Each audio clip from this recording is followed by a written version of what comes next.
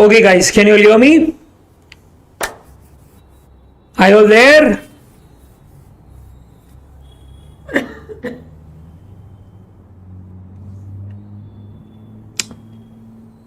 Okay guys, so today we plan to my dear friends wrap up value of supply. Absolutely yes, a very important chapter and extremely integral for your GST preparation, my dear friends. Okay, any sum just cannot be made without value of supply, understand that, right?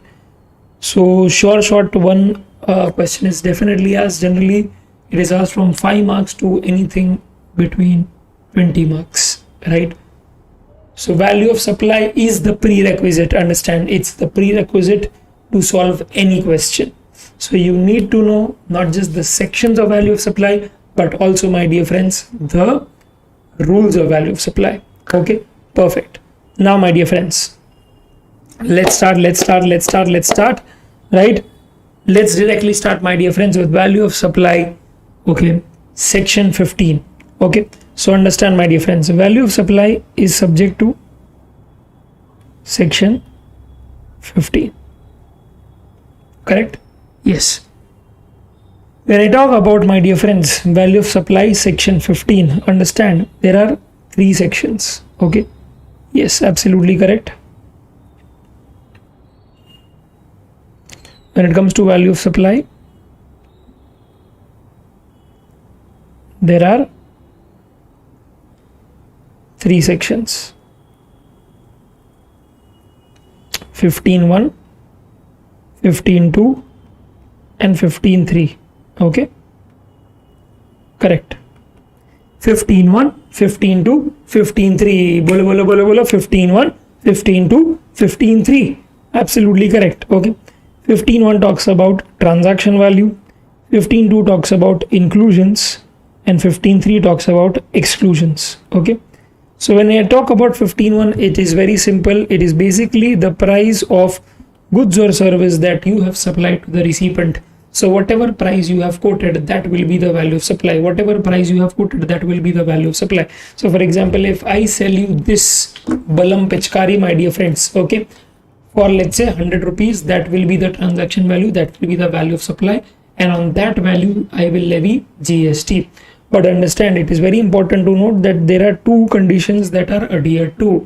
It is very important that the recipient should not be a related person, and price, my dear friends, should be a sole consideration, right? Okay, I repeat again, recipient should not be a related person and price is a sole consideration. If these 2 conditions are taken care of, simple, the transaction value that you are quoting to the buyer will be taken as the value of supply under section 15.1, and thereby, my dear friends, the GST be levied on that value, and the GST will be levied on that value. Is that very clear? Perfect. Okay, now my dear friends, 15.1 makes sense. Okay, now while we are understanding the definition of consideration, it's very pertinent to note that, okay, when we talk about consideration, okay, consideration can be either monetary or non-monetary. Got it? Consideration can either be monetary or it can be non-monetary. But one thing is for sure, that deposit is never going to be a consideration unless this deposit is applied to recover that consideration. For example, very simple, I am the supplier, you are the recipient, I am the landlord, you are the tenant, and you have given me 3 months of rent as deposit. But let's say for example, okay, you have not paid me 2 months of rent for some or the other reason, you have flown away. Okay, now to recover that rent, right, to recover that arrears in rent, okay, if I forfeit your deposit, then in that case it becomes a part of my consideration. But if it happens something like this, that after 12 months you give me the key, I hand over you the deposit, and in that case I have not forfeited anything on earth, and which is why, my dear friends, in that case deposit is not consideration. But yes, when deposit is forfeited, when it is not refunded back, it is a consideration, right? So make sure that you know exactly when deposit forms a part of consideration and when deposit does not form part of a consideration. Perfect, done. So we are done with, my dear friends, 15 subsection 1. Okay, now quickly we will go to 15 subsection 2. Understand, 15 subsection 2 is actually divided into 15 to A, 15 to B, C, D and E.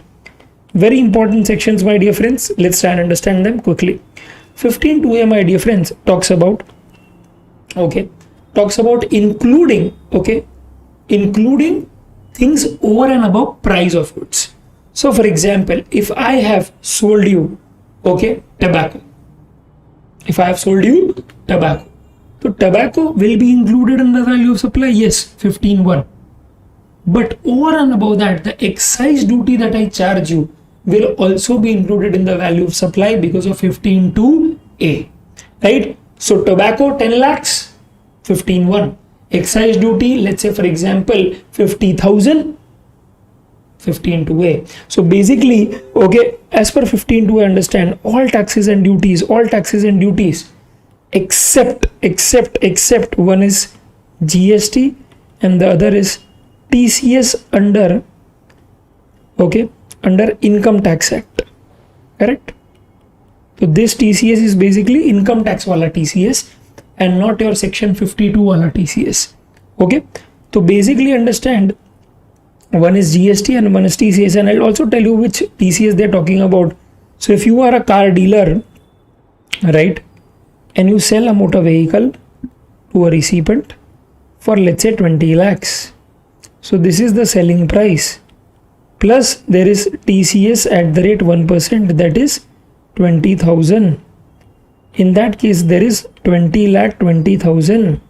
Now what happens is, my dear friends, understand that here there was a confusion that whether we include TCS or we do not include. Finally CBIC circular came and they clarified it that only in case of TCS, we will ensure that we don't include that, even though it is a tax which is other than GST, right? But we will not include it. There are reasons specifically to that, but doesn't matter. We should know the conclusion at the end of the day, and which is why in this case, you will not levy GST on 20 lakh 20,000. You will levy GST only on 20 lakhs.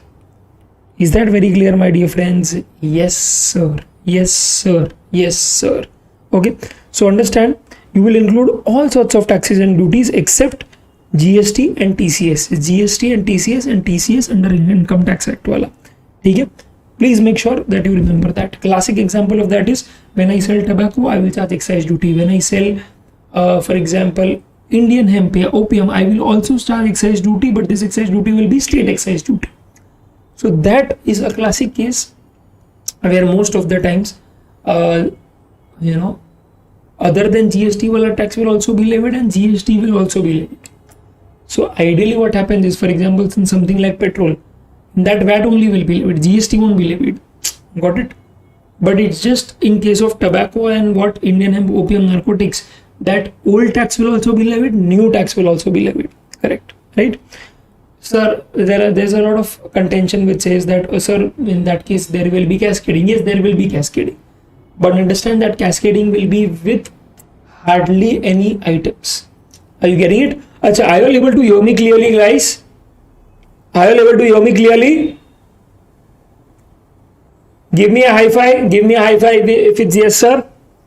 Give me a high five, guys. Come on.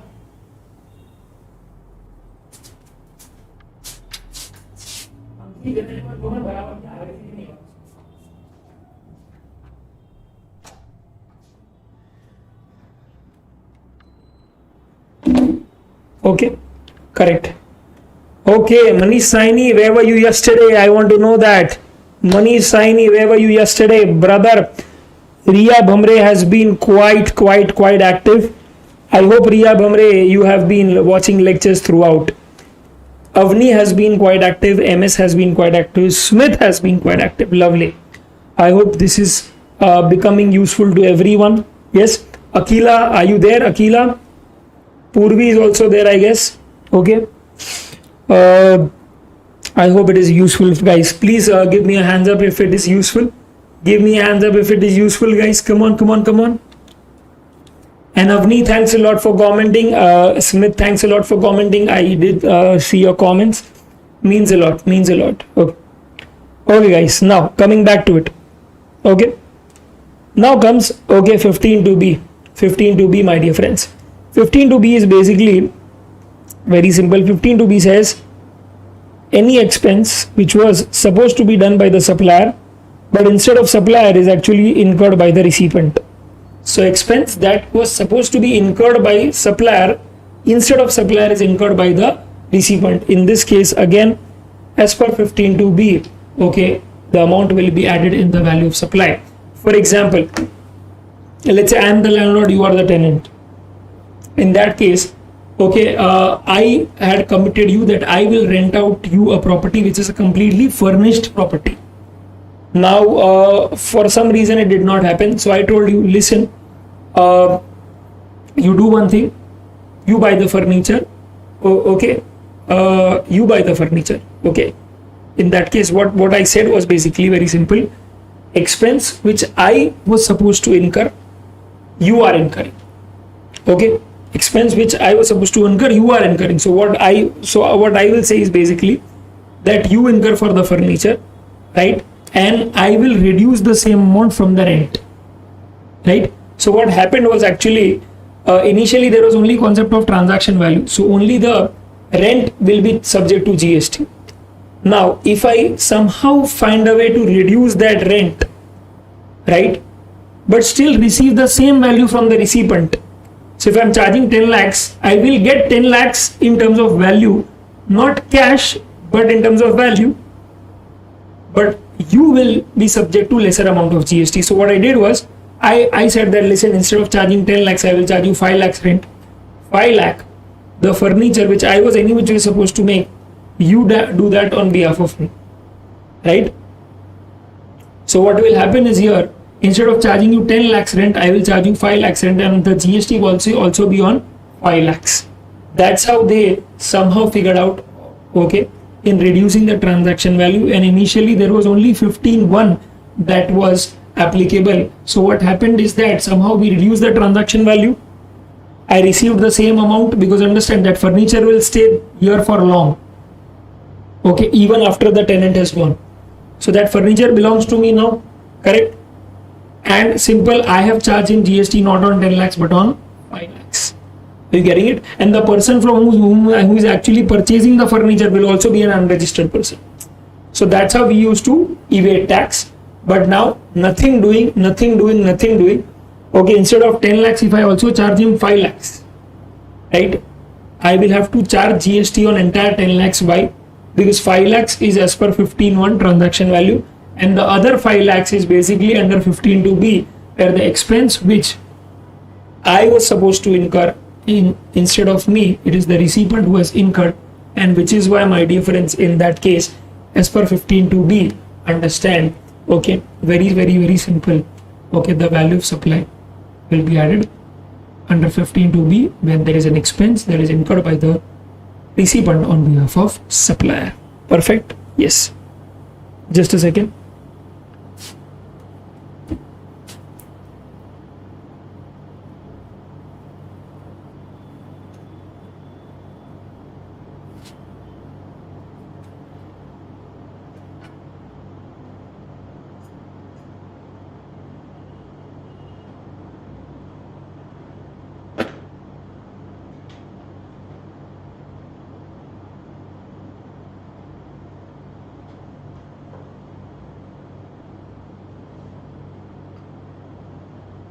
Okay, fair enough. Now understand one thing, that in that case, okay, we have something to discuss. Okay, in 15 to B we have something to discuss, and that is with respect to, okay, molds or dies on FOC basis, free on cost basis. Okay, now understand, my dear friends, in this case what happened. Okay, in this case, let's say for example, case number one, okay, there is Maruti Udyog, and Maruti Udyog okay, wants a certain component to be manufactured from a small manufacturer, right? So what Maruti Udyog did is that Maruti Udyog said that, listen, this is a part that I want you to manufacture. Okay, then small manufacturer said, okay, then do one thing, give me the molds and dies, okay, that I can use, so that I can exactly get the product design as per your requirement. Maruti Udyog said, listen, that is none of my business, okay, and I will not purchase it, right? The entire contract is yours, you do everything, right? What I can do is, okay, I can give you the number, okay, of the vendor from I purchase molds and dies, right? And you can take design from him, right? And then you can manufacture it. So what exactly is my expectation is what the product will be, right? Now the small manufacturer insists Maruti Udyog that, listen, okay, understand, okay, and understand in this case small manufacturer is the supplier of small component and Maruti Udyog is the recipient of that small component. Okay, now it is whose responsibility to buy that molds and dies? So if the responsibility here is of small manufacturer, right? We need to understand, my dear friends, okay, what situation are we catering? Because there are two cases that I am discussing, that the molds and dies out here which are provided by Maruti Udyog, who is buying that? Whose responsibility is to buy that? Is it the responsibility of small manufacturer or is it the responsibility of Maruti Udyog, right? That is what we are discussing. So understand, okay? What I do is I give him the contract, I give the small manufacturer the contract, then listen boss, these are the goods that you need to, okay, design as per my requirement. Okay, small manufacturer says, okay, give me the molds and dies.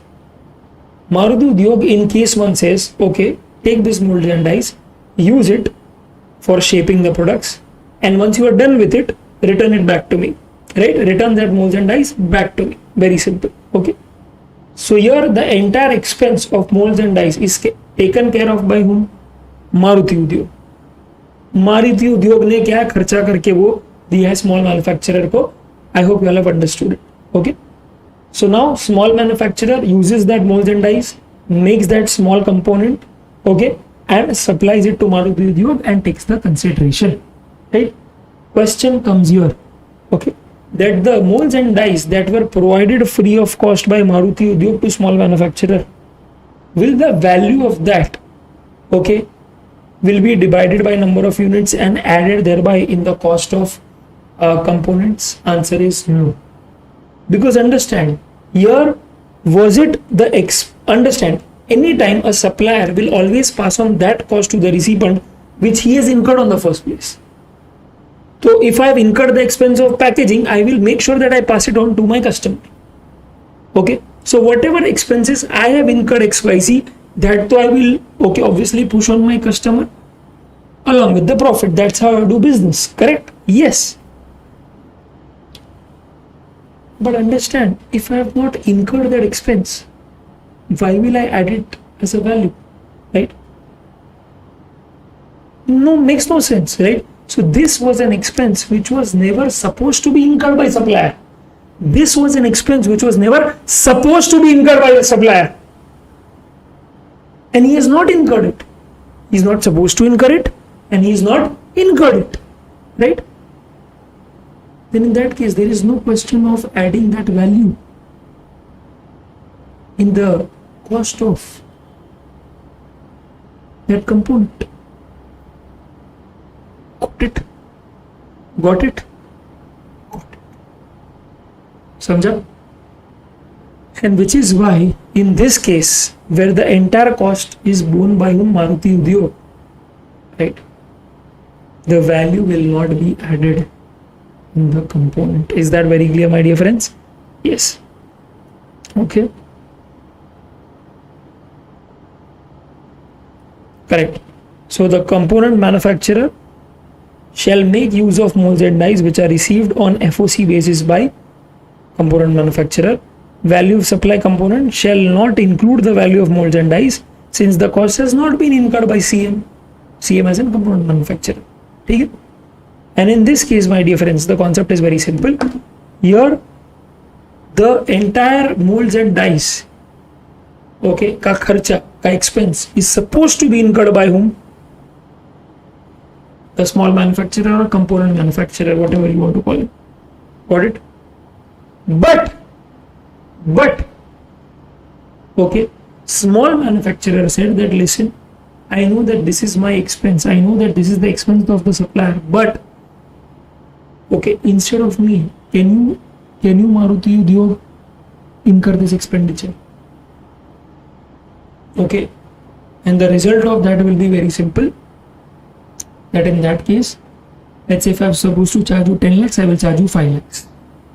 Right? Because 5 lakhs ka you are, incurring the expenditure of molds and dies that is helping me make the product as per your requirement. Got it? Yes. So all I want to tell you is that it is an expense that I am supposed to incur, but can you incur on behalf of me? Maruti Udyog said yes. Now, in this case, it is clearly an expense which is supposed to be incurred by the supplier, okay, but is incurred by the recipient. And as per 15(2)(b, you will include it in the value of supply. Is that very clear? Yes. So though you are billing him 5 lakhs, but the GST will be 5 lakhs plus 5 lakhs, 10 lakhs, pay 10%, 1 lakh. Is that very clear, my dear friends? Okay.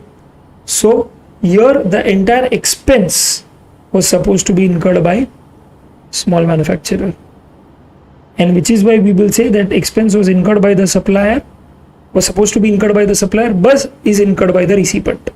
Hence 15(2)(b triggers, right? And in this case, the expense was supposed to be incurred by the recipient and is incurred by the recipient. So in this case, the small manufacturer, the component manufacturer, has absolutely no role to play. So he has not incurred the expenditure, nor he was supposed to incur the expenditure. So why will he any which ways pass on the cost to the recipient? He will not, right? Correct. Okay. I hope this is very, very clear, my dear friends, and I hope that makes sense, right? Guys, give me a thumbs up if you've understood this.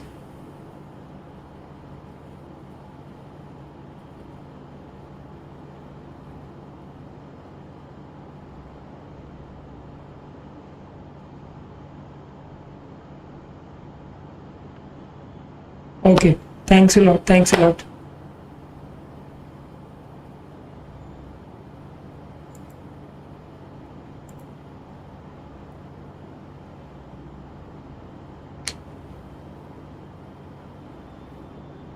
Okay, fantastic. Done. Thanks a lot, Akila. Done. So that is, my dear friends, 15(2)(b, where an expense is supposed to be incurred by the supplier is now incurred by the recipient. Okay. Next comes is, my dear friends, 15(2)(c. Now 15(2)(c), my dear friends, is very simple. It basically talks about, okay, incidental expenses. And when I talk about incidental expenses like, for example, packing, transportation, installation, then there is also expense like dharmada, right? Dharmada, not narmada beta, it is dharmada, that is charity. So if you remember in the books called Sundaram, right, you can see that 1 rupee of this will be donated to some child's education, and the book is costing for 100 rupees, right? So even if that is for charity, doesn't matter, it is a part that I am taking from the consumer in the form of charity, doesn't matter. I am charging that amount to the recipient, simple, it will be subject to GST. Okay. So all the expenses, like packing, transportation, installation, certification, dharmada, payment charges, all of these charges, my dear friends, that a supplier charges to the recipient, understand, which is over and above, by the way, the price of goods, which is over and above the price of goods or service, right?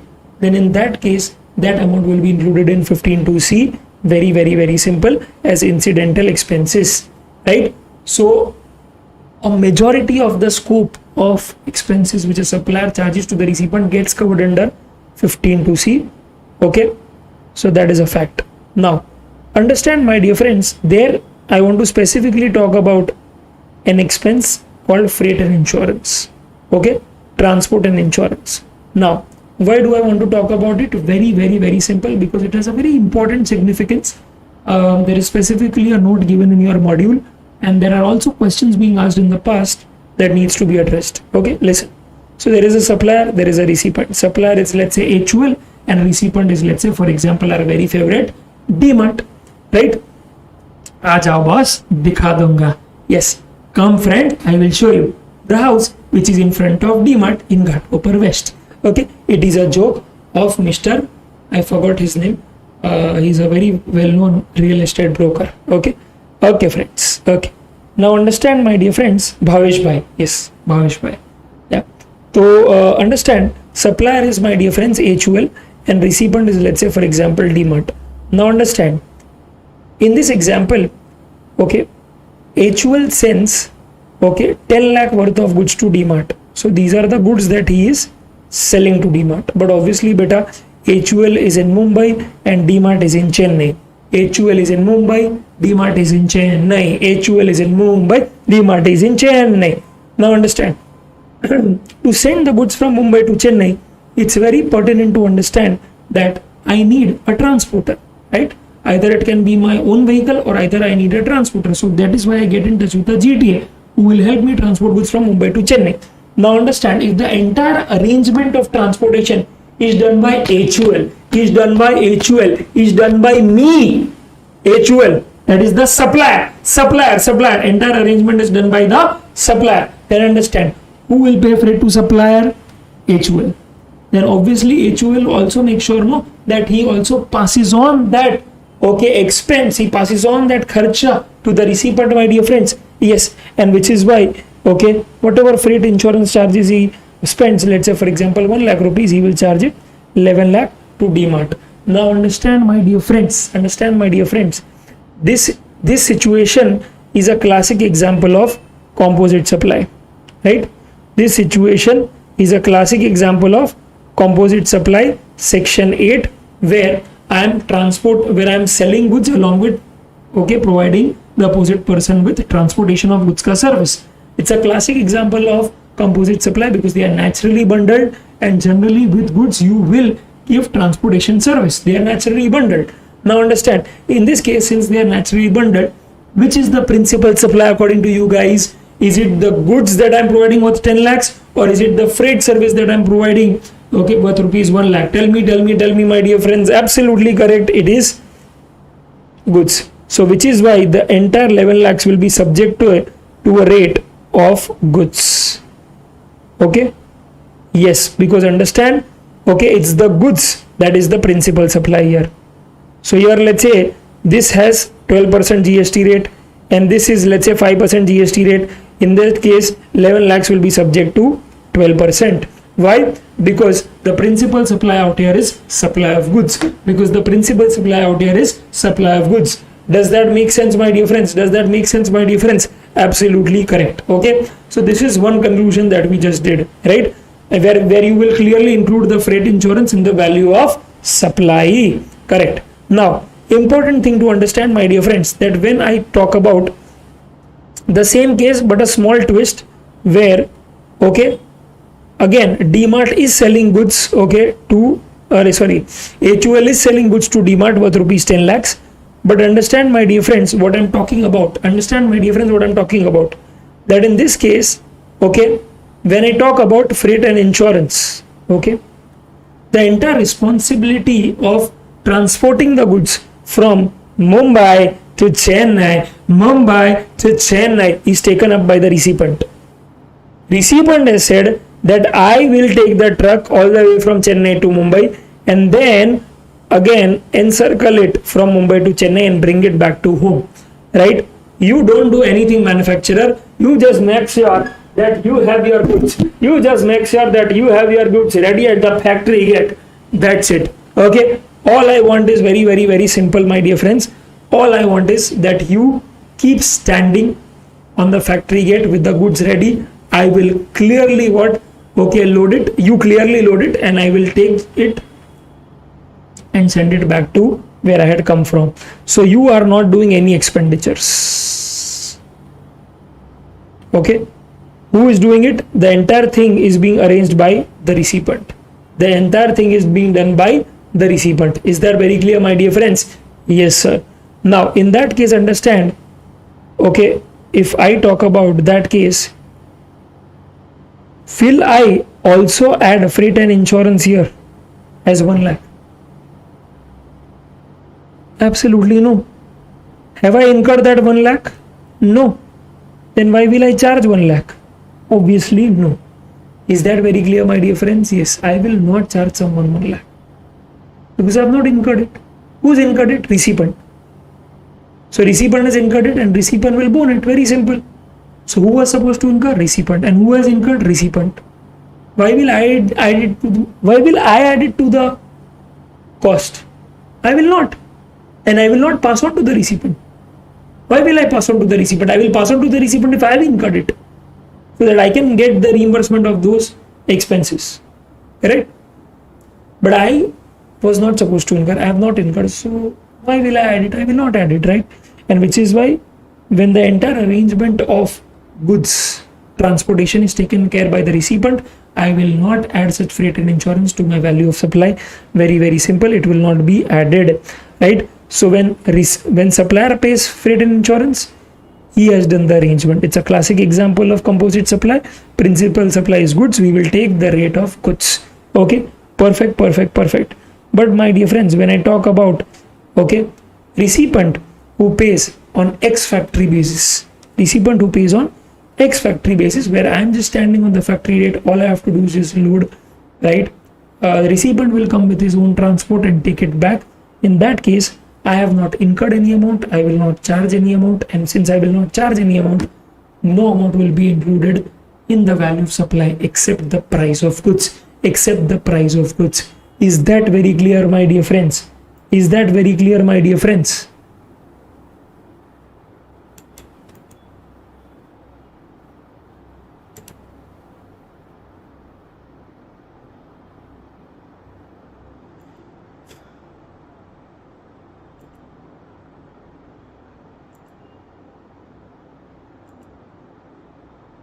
Okay, Aja. Okay, please put a thumbs up, guys. Please put the thumbs up so that I can genuinely see some genuine comments, right? Please put a thumbs up, guys. Yes, okay. Done. Now we are done with, my dear friends, 15.2c. Okay, we are done with now 15.2c. We will go ahead with 15.2d. Now, when I come to 15.2d, my dear friends, what are we talking about? Very simple. We are talking about, okay, that interest, late fees, penalty, right? Interest, late fee, penalties. And when will I charge interest, late fee, penalty? On delayed payment of consideration. On delayed payment of consideration. Correct? Acha, before I go ahead, I want someone to tell me, okay, can someone recollect where have we already done 15.2d? Can someone already tell me, okay, where have we done 15.2d, guys? Come on. Let's recollect, let's remember. Okay, the chapter hint is supply. Okay, supply mein kaun sa section? Tell me. 7.1a, 7.1b, 7.1c.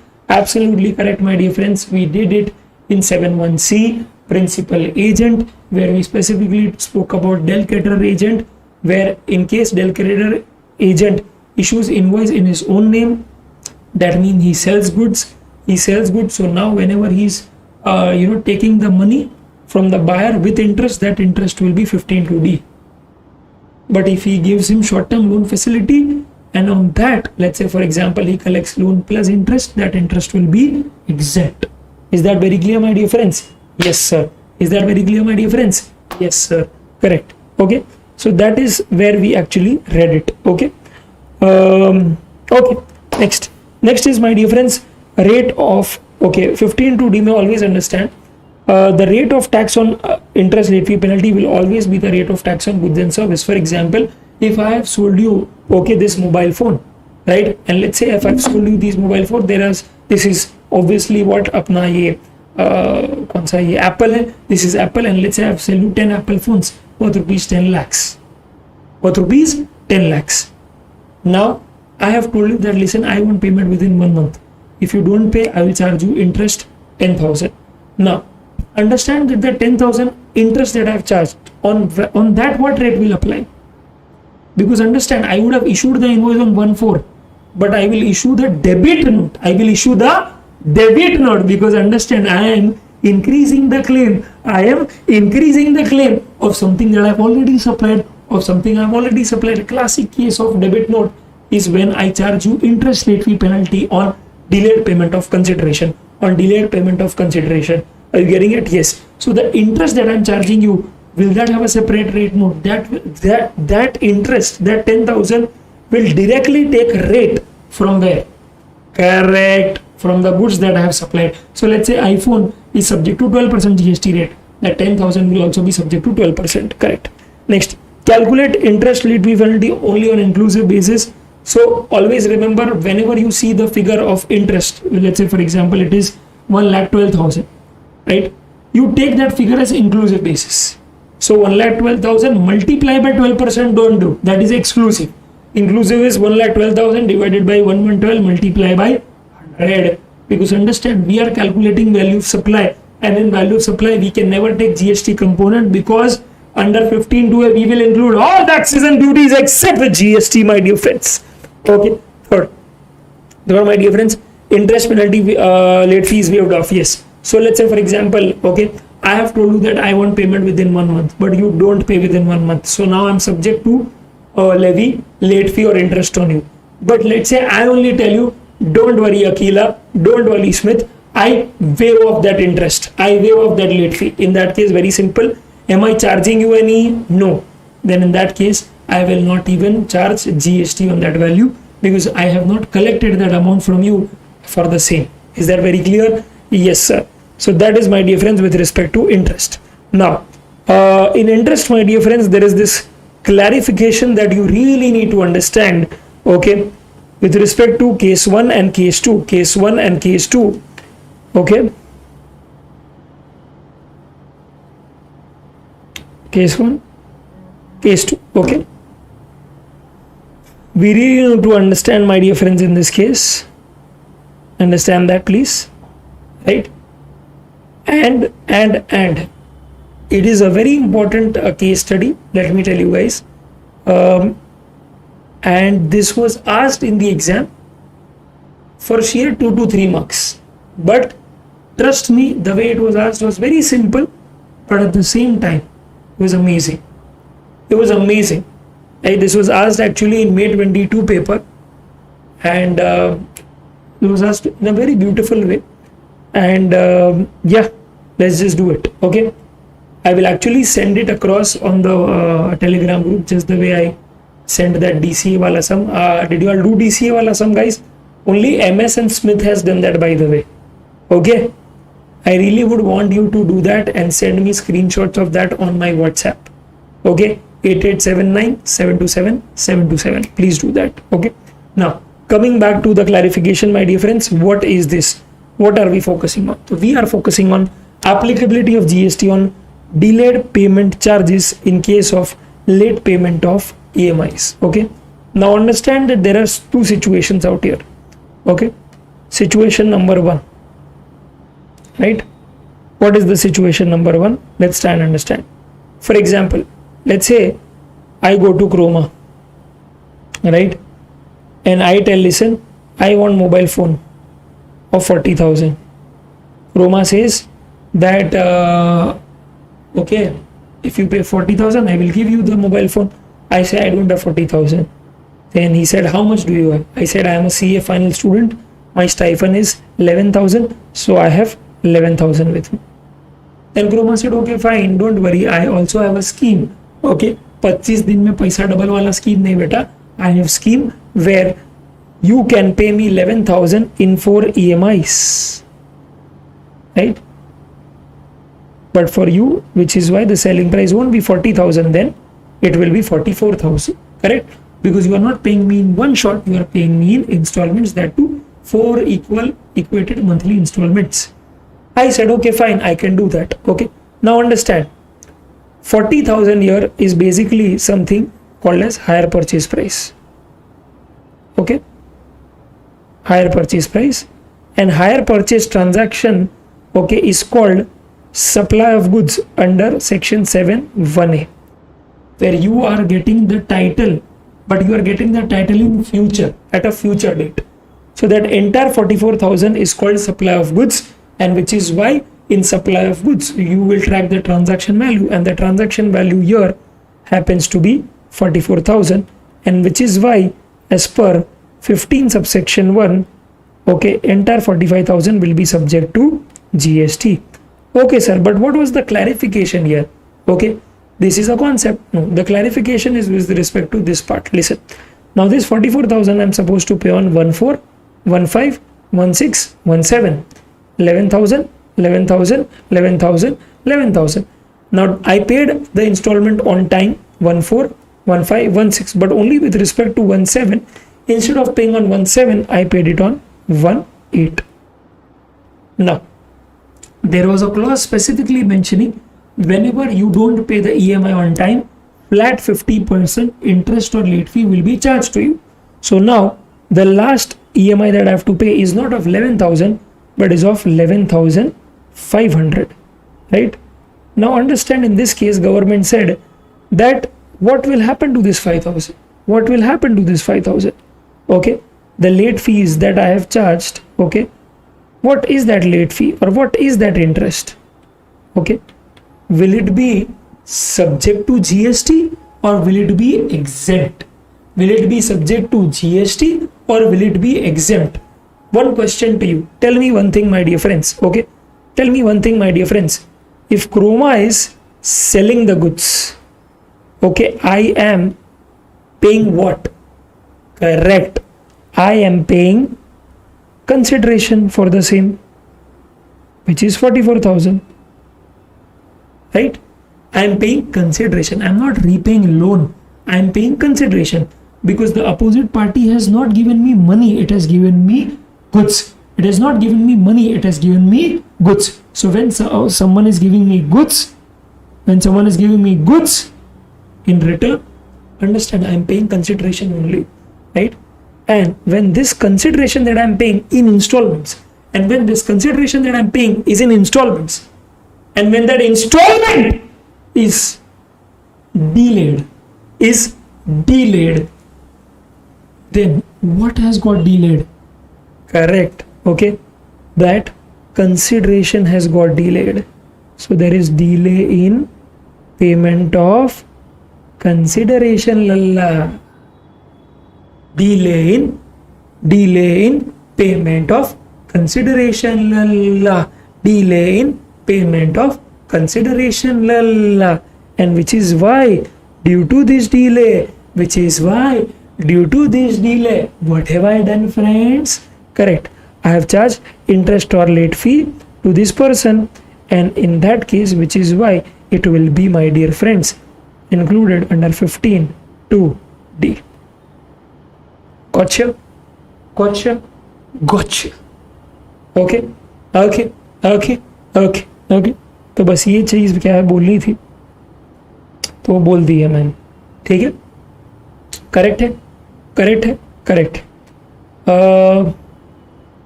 हाँ, एक और चीज मैं क्या है बोलना चाहता था friends,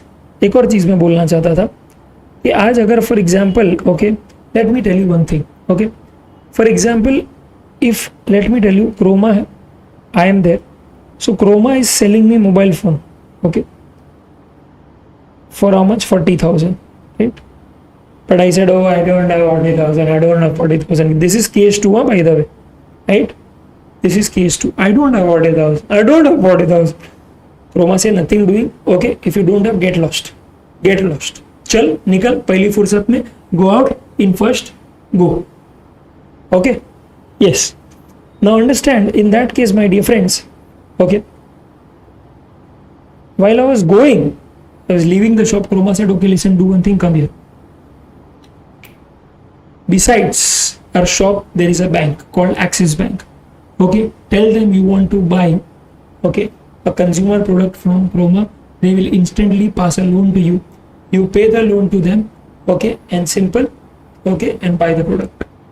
So what will they do is they will instantly transfer that money to Chroma. Okay, so I will give you the goods. Now you pay to them, okay, in whatever installments that you have decided with them. So I said, okay, now I went to Axis Bank approved my loan. Okay, they got the money, okay, Chroma got the money, and they instantly sold me the phone. So one transaction is Chroma sold me the mobile phone. Okay, the transaction value was how much? 40,000. Correct? So ये transaction, this is one transaction which will be subject to GST.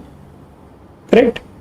Now the other case is basically where now I am dealing with Axis Bank, where they are the lender, I am the borrower. They are the lender, I am the borrower. They are the lender, I am the borrower. Is that very clear, my dear friends? Yes, sir. Okay. Now understand, what have they done? They have given me loan of 10 lakhs. Sorry, I'm so sorry, 40,000, my bad. Continuing the same example. And I am supposed to, okay, pay. I am supposed to pay them 44,000 in installments, 11,000 ka 4 EMIs. 44,000. Is that very clear, my dear friends? Is that very clear? Yes. Okay. Now understand, in this case, okay, I have 4 EMIs. Okay.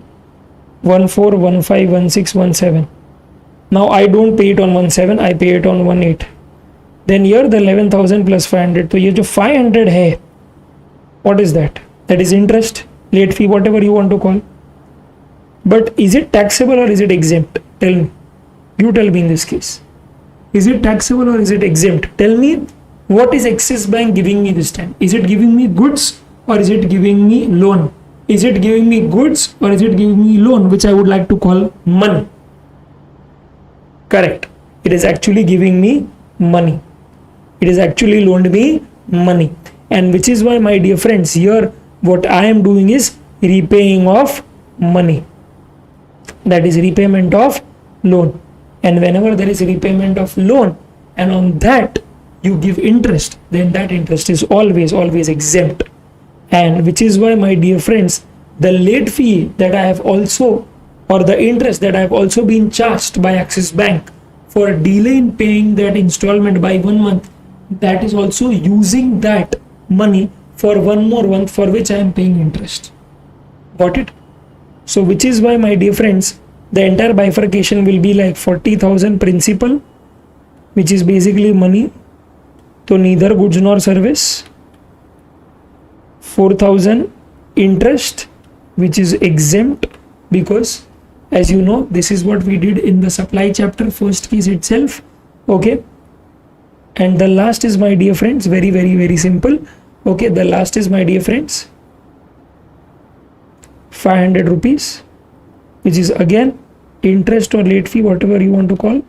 Even this will be exempt. Okay.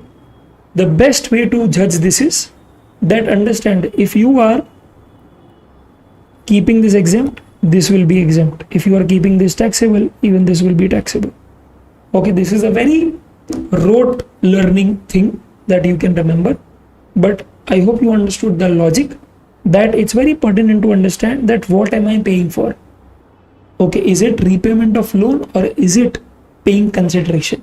If it is repayment of loan and paying that loan, I am taking some more time, and for taking that some more time, okay, I am getting charged interest late fee. It is exempt because I am using that money for some more time. And whenever you use the money and someone else, okay, charges you a separate consideration to use that money for some more time, that interest is always exempt as per entry number 27. But I am repaying you back. I am not repaying you. I will say you have sold me goods or you have given me service, and for that I am paying you consideration in installments. Then in that case, if I make a delayed payment, if I make a delayed EMI, then the late fees that I'm charged, then the interest that I'm charged, that will be covered under 15.2D, because understand, you are giving me goods and I am paying you consideration. It's just that that consideration that I'm paying you is made in delay. Is that very clear, my dear friends? Correct. Okay, so this is one good thing that you have done, right? And yeah, absolutely, I hope that makes sense. And yeah, I hope the entire part is very clear, right? So that's it. Okay, if it's very clear, please put your hands up, guys. Come on, put your hands up. Okay, there is some interaction that needs to happen. Okay. So guys, yeah, that's it. That is, my dear friends, 15.2D for you. Okay, 15.2E is the last, my dear friends, section that we will be doing with respect to the 15.2 series. Okay, very important, and that is nothing else but subsidy. Okay, so when I talk about subsidy, my dear friends, okay,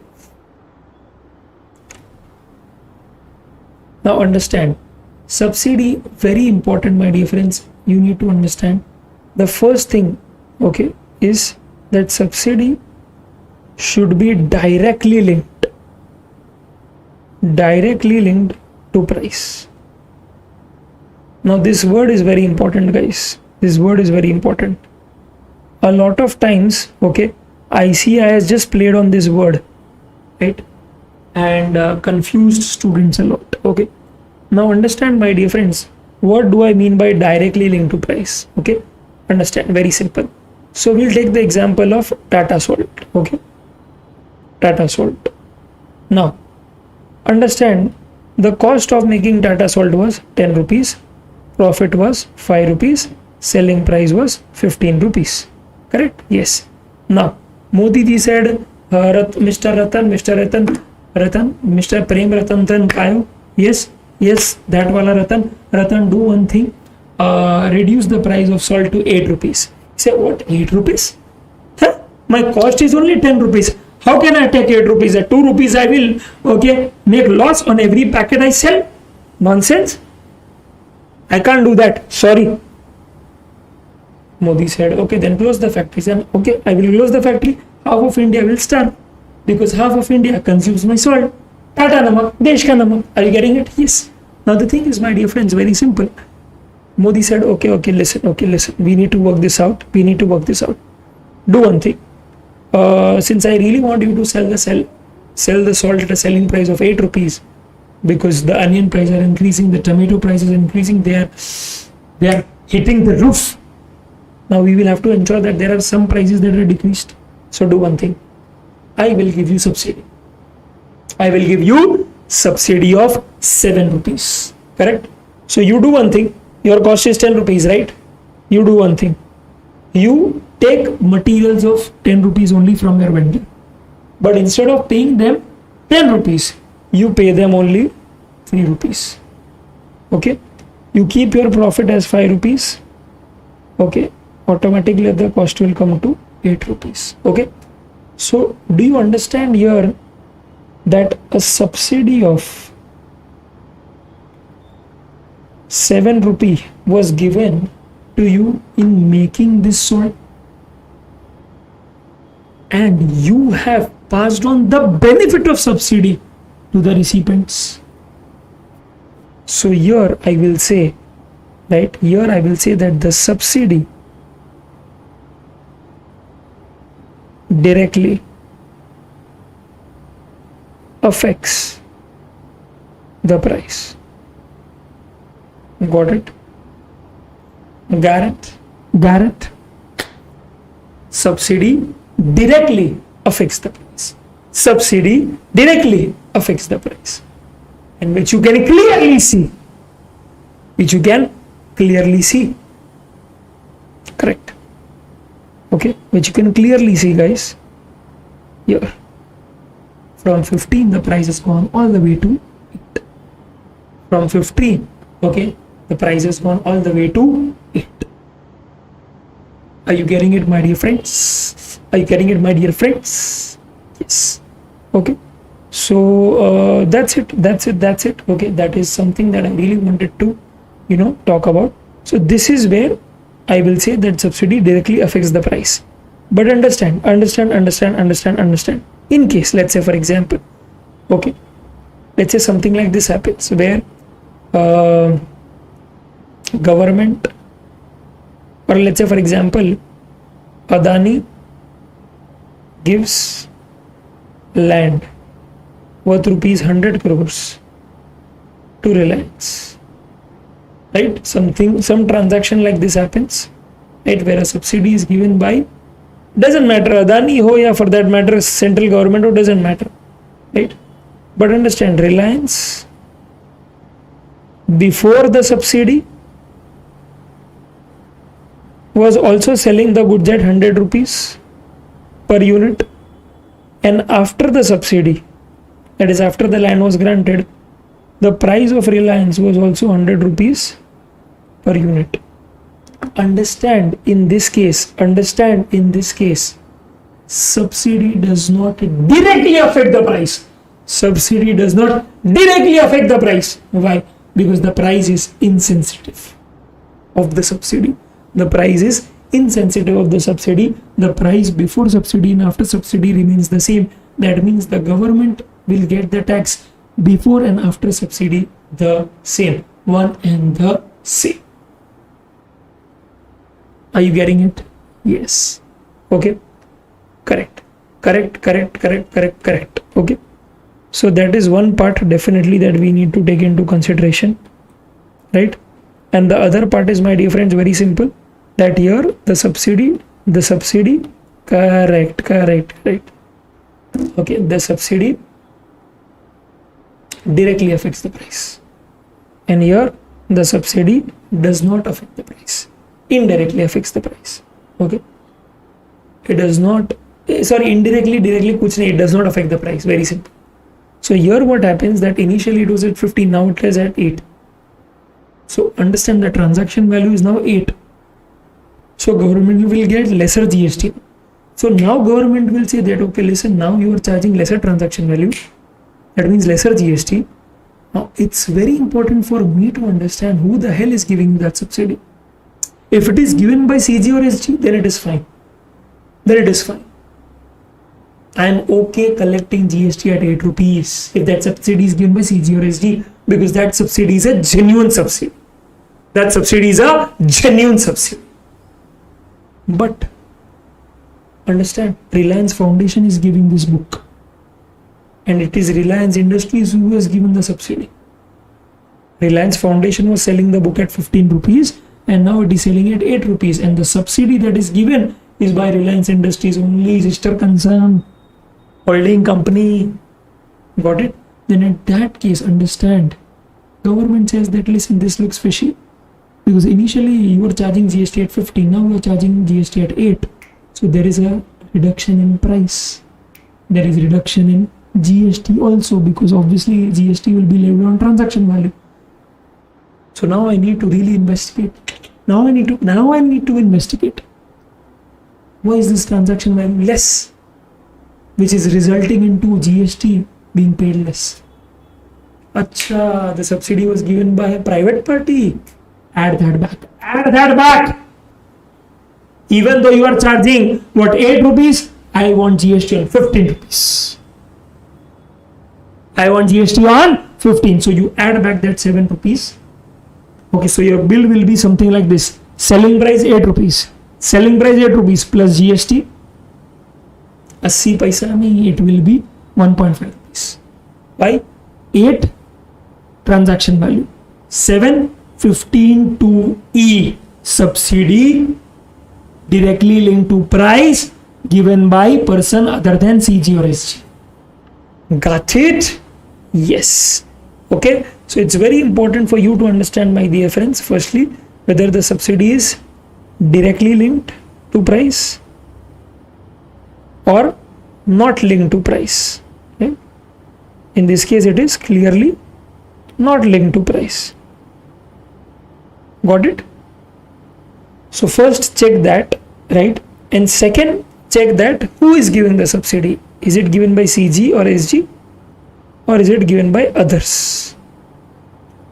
Okay, if it is given by CG and SG, then you do not add the subsidy amount, but if others, then you add. Okay, you add as per 15(2)(a). Got it? Now this is a normal explanation that I generally tend to give so that the opposite person understands the concept. But understand, you also need to solve sums, right? And in sums, this is not how they ask. I'll tell you how they ask. So the sum can come up something like this, that price of goods is 10 lakhs. The other adjustment will be subsidy by CG is included in the price, right? Let's say 1 lakh. Now understand, here there are two adjustments. Subsidy by CG is included in the price. Sometimes they can also end up saying subsidy, okay, by CG is not included in the price. Okay, and another adjustment is subsidy by, let's say for example, Adani Limited is included in the price. Subsidy by Adani Limited is not included in the price, right? So what are we supposed to do, especially when we read is included in the price, is not included in the price? What does it mean? Understand, that only means that, okay, whenever you read something like this, you need to not read it as it is given there. You need to interpret in a different way. You need to say, or you need to read in your mind, subsidy by CG is included in the price. No, you will read it subsidy by CG, okay, the effect of it is included in the price. Okay, the effect of it is included in the price. Is that very clear? Okay, what do you mean by that? Okay, very simple, very simple. I'll tell you. Okay, let's focus on this example. So when we run this example, guys, okay, what do you mean by that? Very simple. Okay, it means, my dear friends, it means that if the selling price was 15 rupees initially and now it is 8 rupees. If selling price was 15 rupees initially and now it is 8 rupees. Okay, in this case I can easily say that the effect of subsidy, that is to the extent of 7 rupees, is included in the price.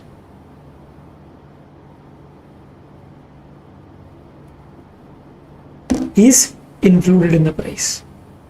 The effect is included, which is why वो minus होके आया है. It has got subtracted and then you can see that price, right? And here I can easily say, okay, clearly, okay, that in 15 rupees the effect of subsidy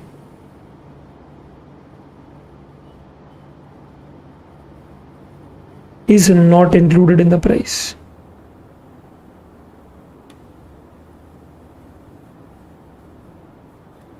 Got it, my dear friends? I got it, my dear friends? Yes, sir. Okay, that's it.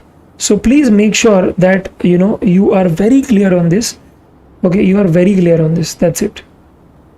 8 रुपया क्या है और 15 रुपया क्या है? Okay, right? So understand.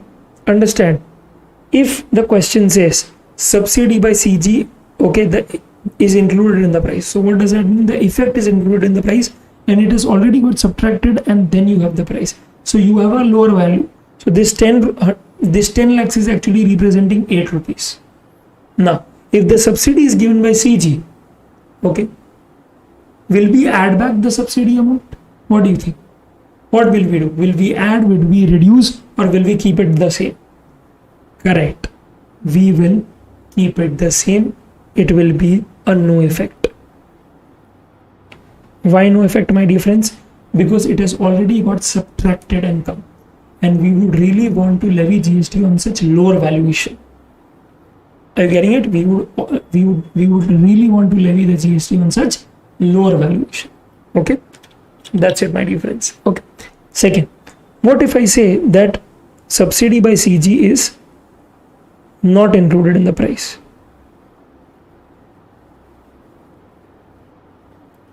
₹1,00,000. What do you mean by that? So understand, when I say it is not included in the price, that means I don't have 8 rupees at my, at my outset. I have 15 rupees. So it has not got subtracted. But understand, I want to levy GST on a lower valuation. So I want to levy GST on 8 rupees. But the price that I have is of 15 rupees. So from 15, if I want to go to 8, I will have to reduce it. And which is why in this case, I will reduce that amount. Achha. What if subsidy is given by, let's say, some private company like Reliance and is included in the price? What do you mean by that? Understand, in that case, again, has that amount got subtracted from the price? Yes. Right? So we are at 8. But do we really want to levy GST at 8? No, we want to levy GST at 15 because this is a subsidy given by a private party. So we will add it back, okay, and make sure that on higher valuation GST is levied, because my dear friends, the subsidy is not given by CG or SG. Okay, and what if I tell you that it is not included in the price? Then understand, my dear friends, in that case the amount is not subtracted. The amount is not subtracted, and which is why my dear friends, okay, what do we have at display? Is it 8 or 15? Correct, 15. Is it 8 or 15? It is 15, right? And which is why, okay, it is at 15 and I want it to be at 15, and which is why, my dear friends, understand, in that case I will have absolutely no effect on it. Is that very clear, my dear friends? Correct. Done. That's it. Okay, तो ये चीज़ क्या है मैं बताना चाहता था, जो मैंने बता दी है. The table is clearly given here for the last day of the exam. All I would want you to request is whenever you see in the question subsidy is included in the price, make sure that you say to your mind that the effect of subsidy is included in the price. That's it. Okay, done. And note मैंने लिखा है, मैंने note यहाँ पे, subsidy is not directly linked to price. Okay, then ignore it. You are not supposed to do any treatment in that case, because understand, initially also you were charging 100 rupees, after subsidy also you are charging 100 rupees. What will you do? You will do nothing with it. Okay, that's it. Okay, perfect. Now there is a small amendment in this case, my dear friends, and the amendment here is with respect to, okay, the amount paid by CG to acquiring banks for transactions made through RuPay or Beam, okay, is to be considered as subsidy by CG directly linked to price, and you will not include it under 15(2)(e). So a lot of times, my dear friends, understand, when you are using Beam, okay, when you are using Beam to make payment to, let's say, for example, DMart, right? In that case, understand, okay, the transaction here happens, okay, from your bank account to DMart's account, So in that case, okay, to enable this transaction, CG has to pay a certain amount to the bank. So that this transaction can be facilitated, right? Now understand, okay, that the amount that they are paying to the bank, right, to ensure that this transaction happens through Beam UPI or RuPay card, that amount that is given by your bank to, let's say, for example, in this case, okay, कौन है DMart, sorry, I'm so sorry, CG, okay, the amount that is paid by CG to your bank from where you are making payment to DMart, right? Then in that case, understand, okay, to enable this transaction, okay, your bank had to be incentivized, and that incentive is actually given by CG to bank. So whatever amount is given by CG to your bank will be considered as subsidy and it will not be subject to any GST. ठीक है, perfect. Okay. Now, my dear friends, when it comes to 15 subsection 3, what happens? Very simple. In case of 15 subsection 3, we talk about exclusion. That means we talk about discount, right? Now, there are two types of discount. One discount is given before or at the time of supply, and second discount is given after supply or at the time of supply.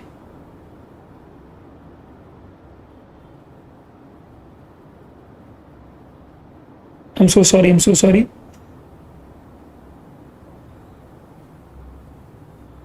Okay. First is very simple. Before or at the time of supply. Second is after supply. Okay. So पहला कौन सा है? पहला discount is at the supply. Now what do you mean by at the supply? Very simple. For example, if you go to, let's say, Shoppers Stop, or for example, if you are from South India, you are going to Sarvana Bhavan or a Ramraj, and there they say all white shirts discount 50% off. Then in that case, understand that discount is at the time of supply.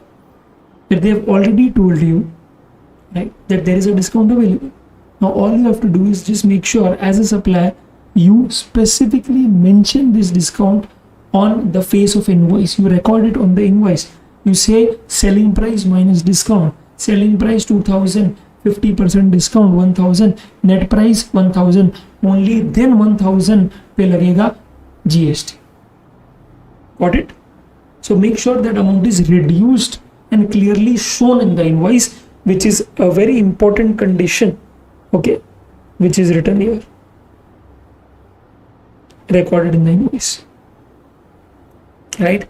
And in 15.3b, my dear friends, okay, the discount is agreed, okay, agreed, understand, it is agreed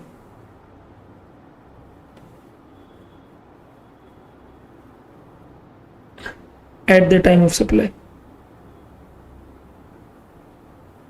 Okay, it is agreed at the time of supply, but it is given after supply.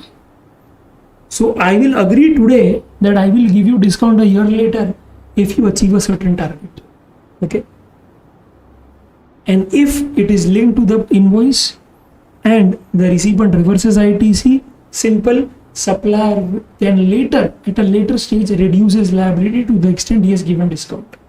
So let's say today he is sold, okay, 1 crore worth of goods, and if the opposite person, that is the recipient, achieves a certain target, he will get a cashback of 50%.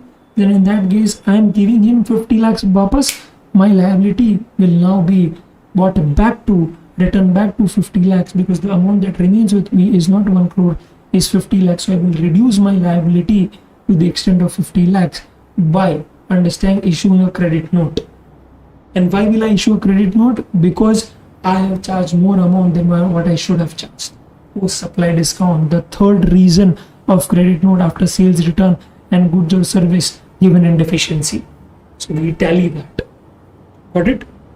So supplier will be able to reduce his liability because, okay, as per 15.3b, it's a valid discount that you can offer to your recipient and thereby reduce your liability, because your value of supply will then be judged at net amount.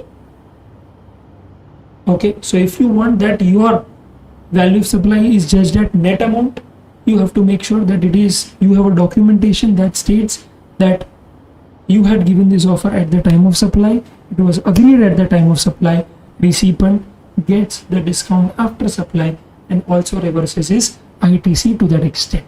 Is that very clear? Yes, sir. Okay. Also, there is one small amendment out here, my dear friends, okay, which says very clearly that, listen, as I had already told you, that if, for example, I have a car insurance, right, a car insurance of, let's say, 10 lakhs, whatever the value of my car is, and for that I pay, let's say, 10,000 per year. Now if I don't claim the insurance in the first year, okay, insurance company gives me a NCB, that is no claim bonus. So instead of 10,000, I might have to pay 9,000 this time. Okay, so government says in that case the GST will also be levied on net amount, that is 9,000, because the no claim bonus will be considered as a discount that supplier has given to the recipient at the time of supply, and which is clearly recorded in the invoice. And as per 15.3a, you can reduce that amount from the value of supply and thereby, okay, calculate the GST on the net amount which is given, which is left over after discount. Is that very clear, my dear friends? Yes. Okay, so no claim bonus minus kar dena, and very simple. Why will you reduce it? Because it's a discount under section 15.3a. Got it? Perfect. Okay, that's it, my dear friends. That's it. So here we are done with the entire part of what, my dear friends? Sections. So entire valuation part of sections is done. 15.1, 15.2, 15.3. Yeah. Okay. Bolo bolo bolo bolo bolo bolo. 15.1, 15.2, 15.3. Say it again. 15.1, 15.2, 15.3, along with all the amendments. Okay, sure. Now, okay, very simple. There are just 2 pages left, my dear friends. Okay, 2 pages bhi nahi, if I am not wrong. Sorry, 2 pages. We will quickly go through it. Rule 27 से क्या है? First we will do. Rule 27 से Rule 35 we will quickly do it. Okay, उसमें the most important is, as you know, Rule 32, which has its subparts also. Okay, so we will all do it. Don't worry.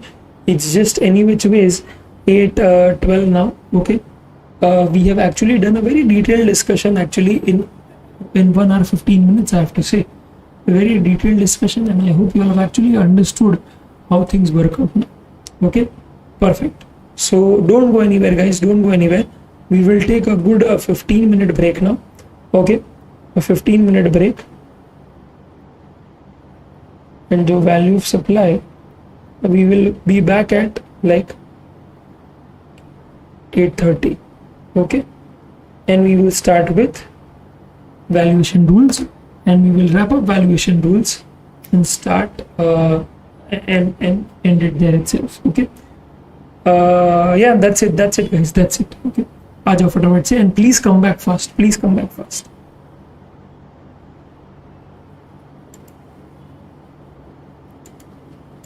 Okay guys, very simple. Now what are we doing? Valuation rules.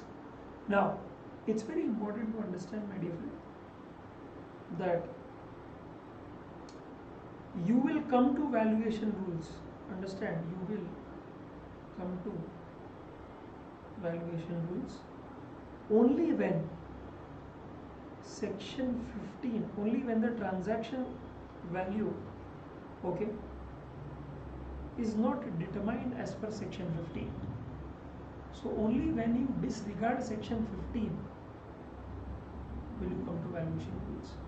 For example, if you remember, 15 subsection 1 transaction value has a condition that price should be a sole consideration. Second, related person, recipient should not be a related person. So let's say, for example, if price is not a sole consideration, right? So for example, if I am selling you a mobile, you are giving me your old mobile with some cash. Simple. Transaction value subsection 15 subsection 1 will not regard this transaction, and your value of supply will not be determined as per this. You will have to resort to Rule 27. If your recipient is a related person, okay, 15.1 will not help. You will have to take the help of Rule 28, principal and agent relationship, Rule 29. Okay.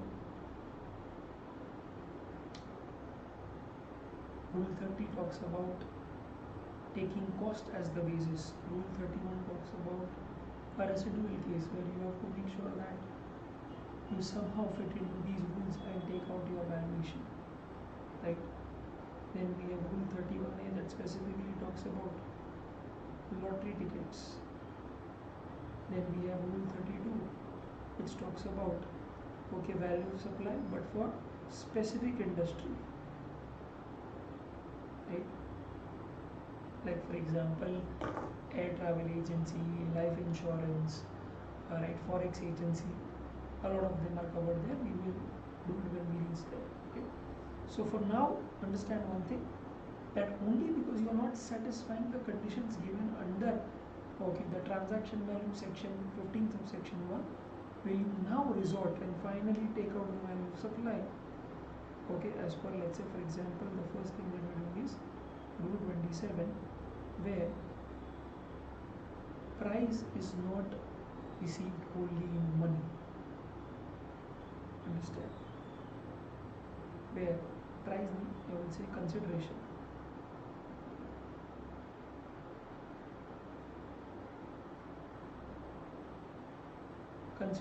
is not wholly in money.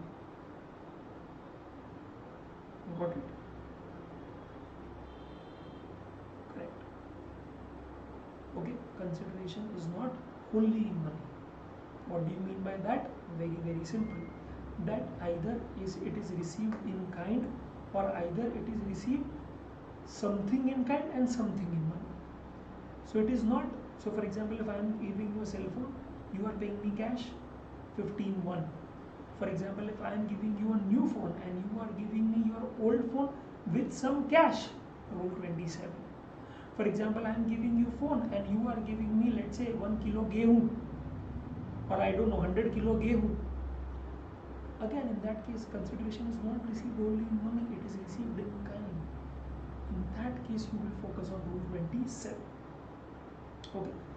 So in rule 27, understand the first thing will be, okay, when the consideration is not wholly in money, very simple, first will be, okay, open market value of goods or services shall be supplied by the supplier.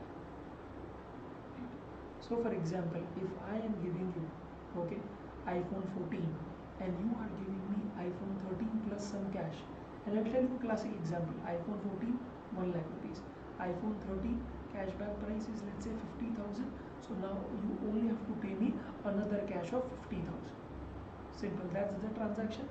Now understand how things will happen.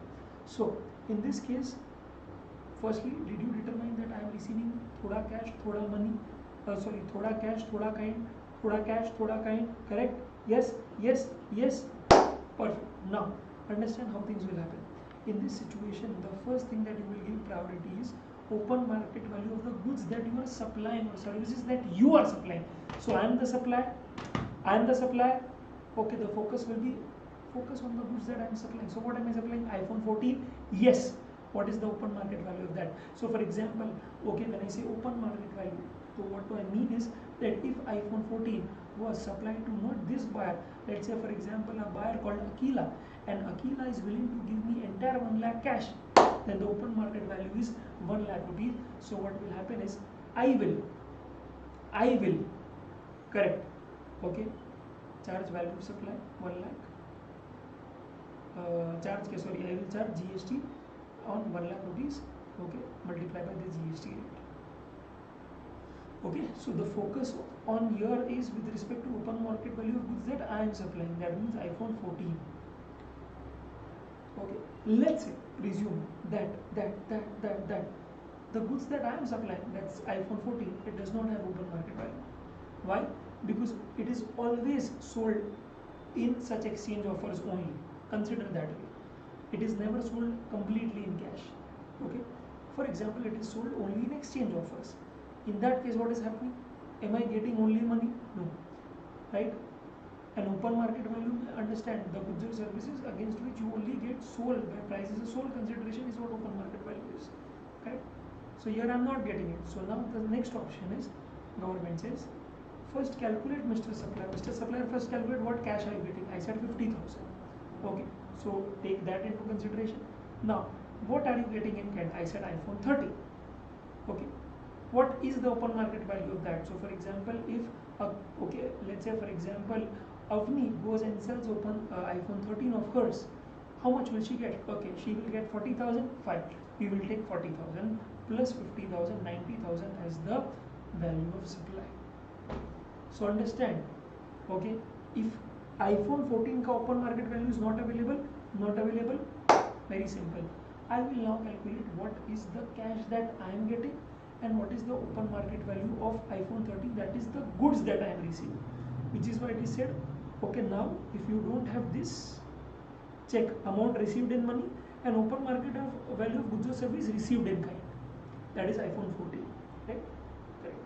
iPhone 13, my bad, right? iPhone 13.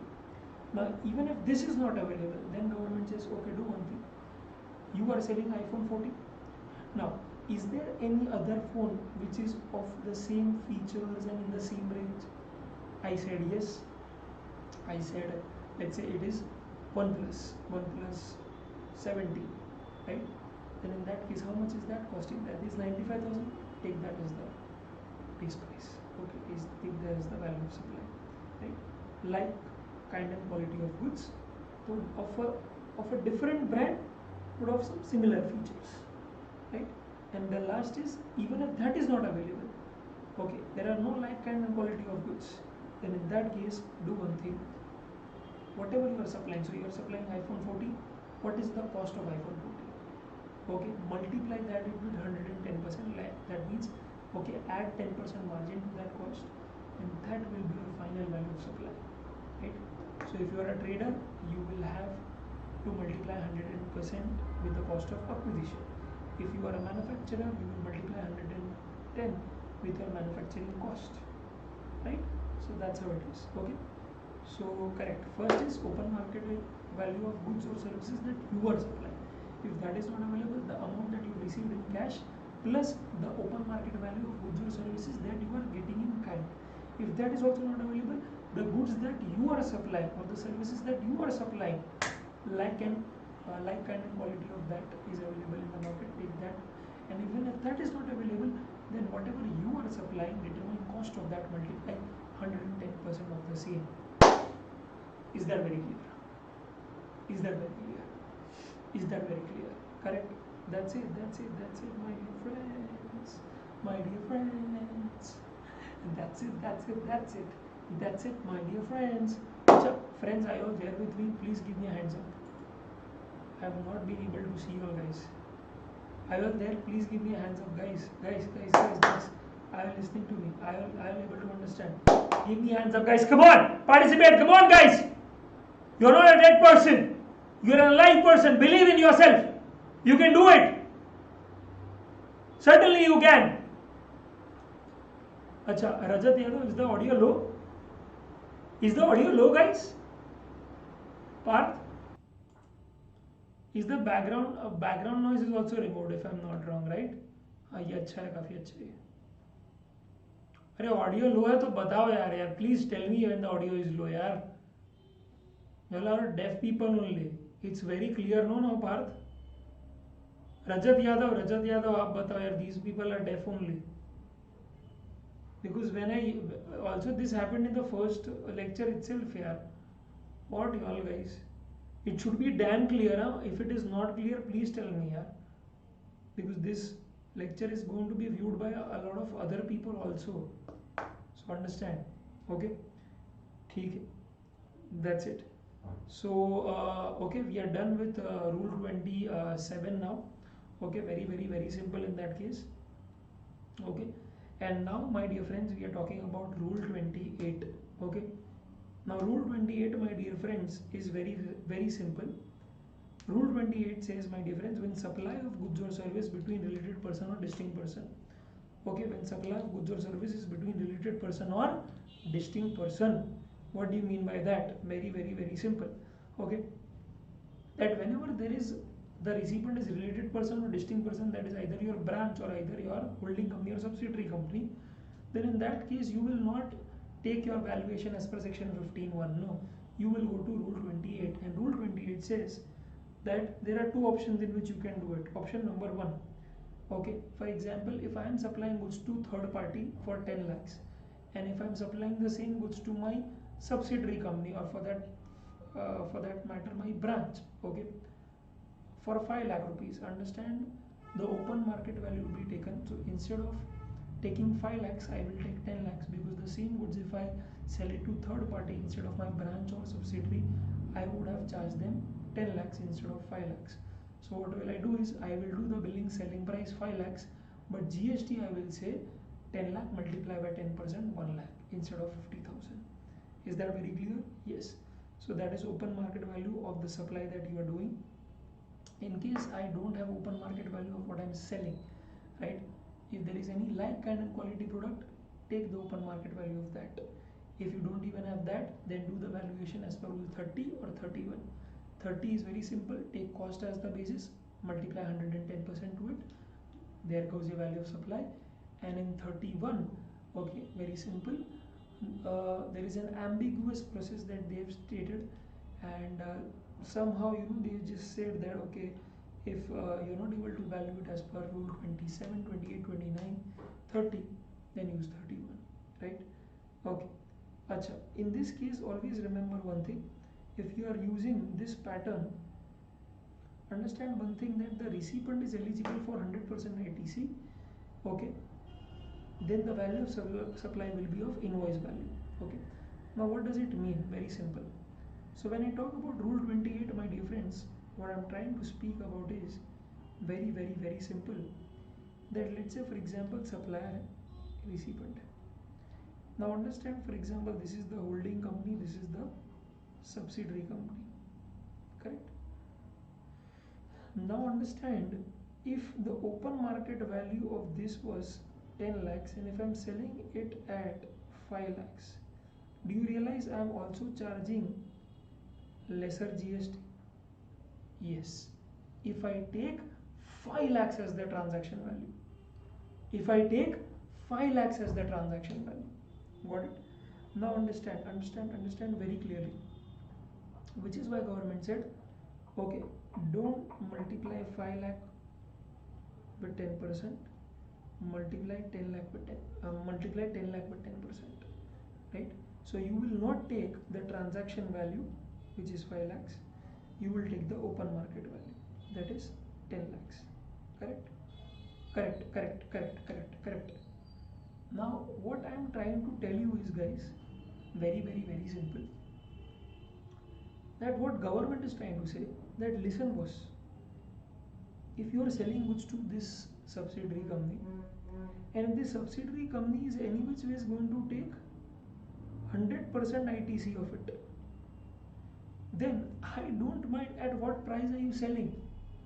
Whatever price you are selling, I will take that as the transaction value, I will take that as the value of supply. So basically the transaction value is only the value of supply. Now why did government take this stance? Very simple. Understand, when subsidiary company gets 100% ITC on whatever they purchase from the holding company, doesn't matter if it's billed at 5 lakhs or 10 lakhs, whatever GST is charged, 100% ITC is taken by the recipient. So what will happen? Recipient will give money to supplier, supplier will give money to government, and government will in turn have to give ITC to the recipient, right? When recipient is eligible for 100% ITC. So in that case, if recipient gives 50,000, supplier gives 50,000, government has to give ITC of 50,000. If recipient gives 1 lakh to supplier, 1 lakh supplier will deposit to government, government will have to give ITC of 1 lakh. So it will be a zero sum game. Whatever is the outflow is the inflow, whatever is the outflow is the inflow, right? So in that case, government says that I'm indifferent, because whatever I'm collecting, I have to give it. Whatever I'm collecting from one hand, I have to give it with the other hand. Okay, now government will get agitated, or government को फर्क तब पड़ता है, या government will have a difference when there is a supplier, there is a recipient, and the goods that I am selling to the recipient, he does not get ITC of that. That is what government will be like, okay, listen, I need to make sure that the valuation is at the right value, right? Because if the goods are worth rupees 10 lakhs, but I am billing it at 5 lakhs, now it will make a hell lot of a difference for government, because understand, a lesser amount is charged, a lesser amount of GST will be applied, of which recipient will give it to the supplier, and the supplier will give it to the government, and recipient will take such, and recipient will not get the ITC of the same. So recipient will also add a lesser cost to his ITC. So instead of adding 1 lakh to his cost, he will add only 50,000 to the cost, because government has allowed that transaction to be valued at transaction value instead of open market value. So government would really want that such transactions are not subject to transaction value but are subject to open market value. Got it? But are subject to open market value. Got it? Yes. Yes. Okay. So recipient will lose 50,000. Recipient will lose 1 lakh. What will government like? That recipient loses 1 lakh. And when that 1 lakh will happen? When I am asking the supplier to levy GST not on 50,000, not on 5 lakhs but on 10 lakhs. Not on transaction value but on open market value. So when recipient does not get ITC, understand that is a fixed income for for the government, because they will take the money from one hand but they are not supposed to give money to the other hand.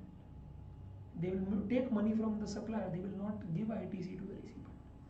So when they don't give ITC to the recipient, it will be a part of his cost, and government will make sure that it is the right cost that is added, that right input tax is added to its cost. And which is why government will specifically tell the supplier, don't value it at transaction value, value it at open market value. Don't value at 5 lakh, value at 10 lakhs. But understand, when the recipient gets ITC, 100% ITC, government says, okay, you value 5 lakh, you value 50,000, you value 500 rupiah, you value 1 lakh, 10 lakh, I don't give a damn, because whatever is your outflow, soon you will get as ITC. So from one hand I will get, one hand I will have to give, so I don't give a damn. And which is why government categorically said that whenever a recipient gets 100% ITC, you value at whatever value you want. Okay, simple. Okay, but when, my dear friends, in case there is option number 2, okay, in case there is option number 2, okay, what happens here? Very simple. Option number 2 can be exercised only when a certain condition is satisfied. Okay, you cannot trigger option number 2 just because you like it. No, there is a certain condition. What is the condition? Very simple. So holding company is selling to subsidiary company, and subsidiary company is selling it to, let's say, an unrelated party, right? Yeah, DMart Mumbai is selling to DMart Ahmedabad, and DMart Ahmedabad is finally selling it to unrelated party.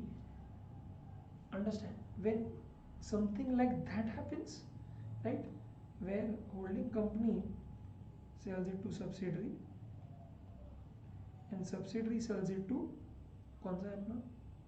unrelated person है ये, unregistered नहीं, unrelated, then in that case please understand, at least this transaction would have been done genuinely, correct? At least this part of transaction must have done in a genuine fashion. Yes, yes. So government says, tell me, subsidiary, tell me at what price have you sold it. Okay, so whatever price at which subsidiary has sold to the unrelated person, that would have been a genuine price. Okay, holding company said, tell me what is that price. He said 10 lakhs. Government said, okay, 99% selling price here would have been nil. Okay, but it would have been a deemed supply. Maybe it can be a deemed supply, right? 71C. So deemed supply, deemed value, deemed supply, deemed value here. So deemed supply is there, which is why selling price is nil, because goods have been supplied without consideration. GST here will be taken 10 lakh ka 90% ka 10%, right? So we will take 90% of the goods that are sold by subsidiary company as the deemed valuation, that is 9 lakhs, और उसका 10% लेंगे, and we will charge 90,000 GST to subsidiary company. Why? Because we want that it is something like, we really want that it reflects something like this, that the outflow is 90,000 and the inflow here is 1 lakh. So net GST payable is 10,000. Why? because according to government, what they feel is, whenever you are selling it to your related person or a distinct person and they forward it again and they sell it again back to someone as it is, as such, okay, as such, then in that case, understand, the maximum margin that they can keep with themselves is 10%. So it will be deemed that they have purchased it at 9 lakhs and they have sold it at 10 lakhs. They have purchased it at 9 lakhs and they will sell it at 10 lakhs. Is that very clear, my dear friends? Yes. So which is why whenever your related person or distinct person, sells the goods ahead, and understand, this is only applicable for goods and not service. You cannot give the same service ahead. If I am giving you CA service, you cannot give CA service ahead. Okay, understand, you can trade in goods, not in services. Got it?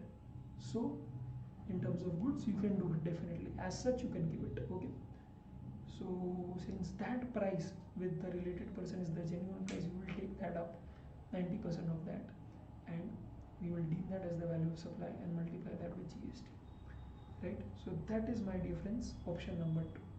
Okay, but option number 2 needs to be exercised only when the goods that you are giving to someone, that person is selling it as such, supplying it as such ahead. Okay, so the option can be exercised only when goods supplied to a related person or distinct person are intended to further supply by the recipient. Okay, correct. So that's one aspect that needs to be covered in Rule 28. Rule 29, my dear friends, understand, the transaction can be between principal and a selling agent and a buying agent and a principal. Okay, the transaction can be with a buying agent also and a selling agent also, whatever the case may be. Okay, here there are two options, my dear friends, option 1, option 2. Option 1, option 2. Option 1 talks about very simple things. It says value of supply is equals to open market value of goods supplied or 90% of the price charged for supply of goods of like kind and quality by recipient to customer who are not related person. Okay, that's it. And option 2, my dear friends, is very simple. Rule 30, value of supply 110% of the cost, or Rule 31, best judgment method. Okay, that's it. And option 2 can be exercised only when option 1 is not found. Okay, so you can come here only when, okay, your case is not getting solved here. So first try this, then go for this. Okay, if your case gets solved here, if you have an answer here, you cannot go here. Very simple. Okay, that's it. And here there is no concept of whichever is higher or lower. Okay, there is no concept like that. Okay, done. So in option 1, actually there is an option within an option. Okay, that's all I'd like to say. And yeah, that's it. That's Rule 29. Rule 30, my dear friends, you already know it, right? Rule 30, you all already know it, guys. I will not teach you. Rule 31 is very simple. When value of supply cannot be determined from 27 to 30, reasonable means consistent with the principles and general provisions of section 15, use it, figure out some way and find out a value of supply. Right? Now comes, my dear friends, Rule 31A, which has been inserted for specifically lottery, betting, gambling and horse racing. In case where supplies of lottery, okay, understand, when it comes to lottery, very simple, you will directly take whatever is the price of the lottery. Let's say the price of the lottery is XYZ. Take that, remove 28% from that. So here 28% is basically calculated on inclusive basis. On inclusive basis, right? Or you take the price notified in the official gazette and take 28% from that. Whichever is the value, make sure is the higher value, you take as the value of supply. Okay, also ensure that you exactly carry out the calculation the way it is given. So you will clearly take face value, multiply by tickets. So what will happen is, there is face value 100 rupees and let's say ticket sold is, for example, 1 lakh. So you will take 100 lakhs multiply by 100 divided by 128. And here also, let's say for example, here the price notified in official gazette is 200. So 200 multiply by 1 lakh tickets, that's 200 lakhs, multiply by 100 divided by 128. Do it the way I tell you to do it. Okay, please don't make sure that okay, make sure that you do the entire calculation, okay, rather than just saying acha 100 lakhs or 200 lakhs, whichever is higher, and you take this. Don't do that mistake, right? Make the entire calculation for both the parties, for both the cases. Pehle iska and then this one, and then compare the entire amount with each other and compare whichever is higher the one, and only take that amount. Is that very clear? Yes. Okay, next, value of supply of actionable claim in the form of the chance to win betting, gambling and lottery in a race club. So whatever is the face value of the bet, so for example, if you have bet an amount of, let's say, 1000 rupees, okay, government says that entire 100% is the value of supply, and the GST rate happens to be 28%, that 28 rupees, okay, understand, it will be actually paid by the person who is, okay, organizing this betting, gambling and horse racing thing. Are you getting it? Yes. Okay, correct. And if he does not want to do it, the burden has to be shifted to the recipient. So understand, whatever is the bet amount will be 100% considered as the value of supply.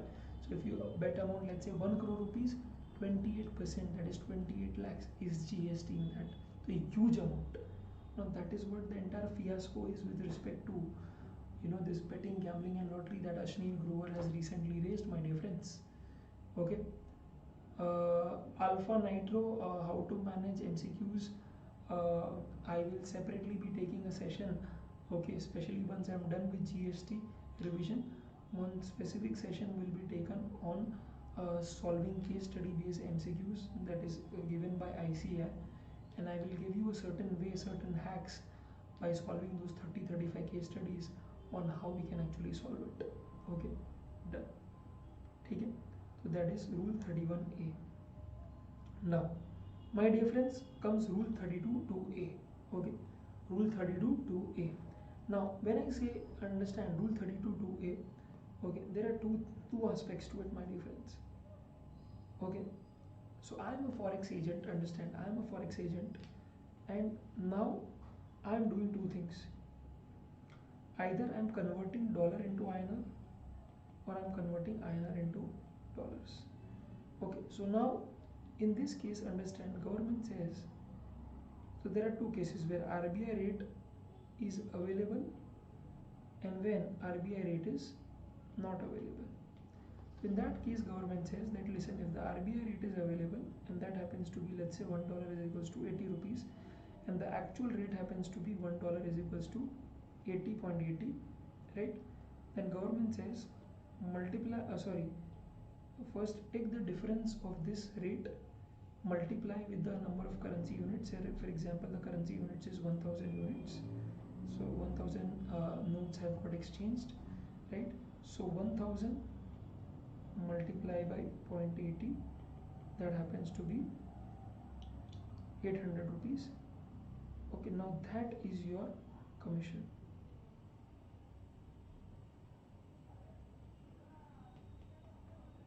And you will multiply GST on that. Okay, that's it. Next is when RBI rate is not available. In this case, understand, you will have only the actual rate. So multiply actual rate with 1000 units. So that happens to be 80.80. Multiply by 1%. That comes to 808. Got it? So basically you will take the entire value of currency amount, multiply by 1%. So basically here you will take entire value of currency amount, multiply by 1%, and yeah, that's how it will be. So 808 will be the commission multiplied by the rate amount. Is that very clear, my dear friends? Is that very clear, my dear friends? Yes, sir. Okay, perfect. Okay.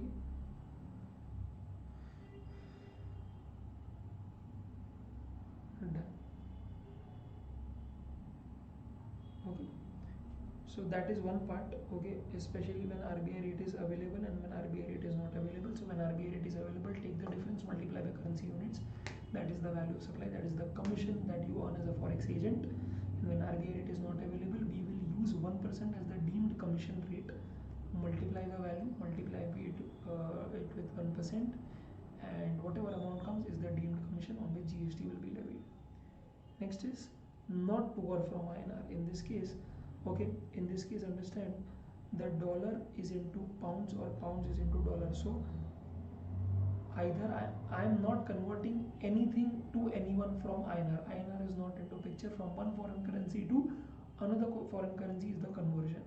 Okay, so it can happen, right? I'm taking a flight from US and now I'm going to UK. So I will convert dollars to pounds, right?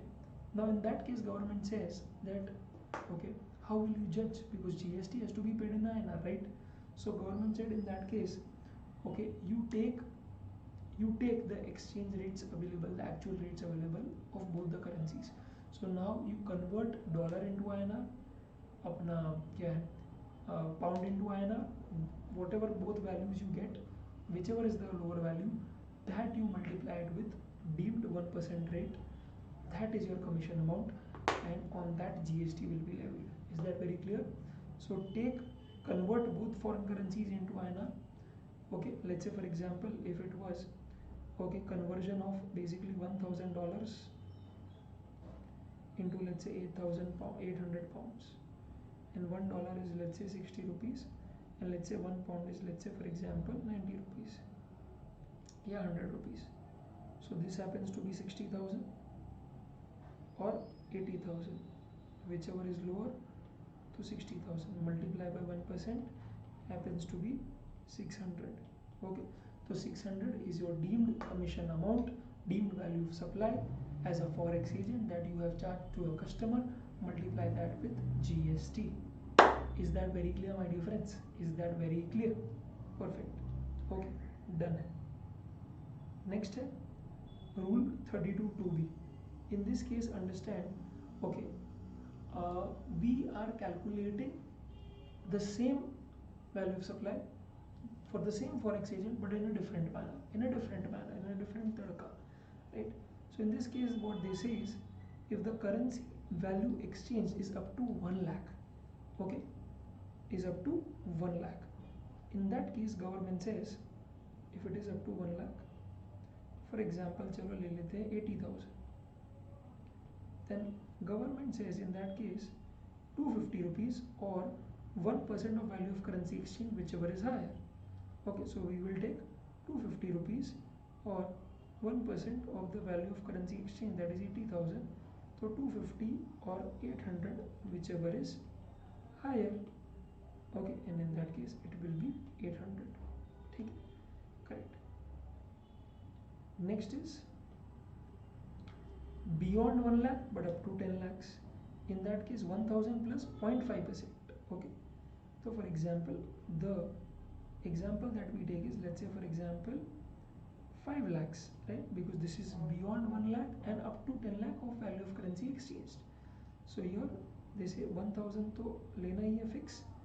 Okay, over and above this, understand that you will take 0.5% of value of currency exchanged beyond 1 lakh. So that will be 4 lakhs. So this is 0.5% of 4 lakhs, right? And this is how it will happen, right? And the last is, let's say for example, beyond 10 lakhs. So let's say if I take 20 lakhs, then in that case 20 lakhs ka bifurcation will be, I'll tell you, 3 ways. One is up to 10 lakhs, sorry, up to 1 lakhs, 1000. 1 lakh multiplied by 1%. Then beyond 1 lakh but up to 10 lakhs. So 10 lakhs I'm counting, but one already the hisab kitab of one is done, the calculation of one is done. So we will take 9 lakhs in the second bracket, right? So 9 lakh multiplied by 0.5, that is 4,500, right? So understand, out of 20 lakhs, 10 lakhs ka calculation is done. Now the remaining is 10 lakhs. So here it will be very simple. Okay, 0.1% or 60,000, whichever is lower. 0.1% multiplied by 10 lakhs.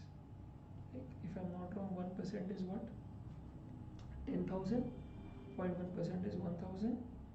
So this happens to be 5,500. Okay, and this happens to be 1,000. So this happens to be 6,500. Now this happens to be the value of supply. I hope this is very clear, my dear friends. Okay, understand this is the value of supply. So in case they ask GST liability, don't just stop at this for God's sake. Go ahead and multiply 6,500. Are you getting it? Yes. And that's it. Done. Done. Done. Okay. Next.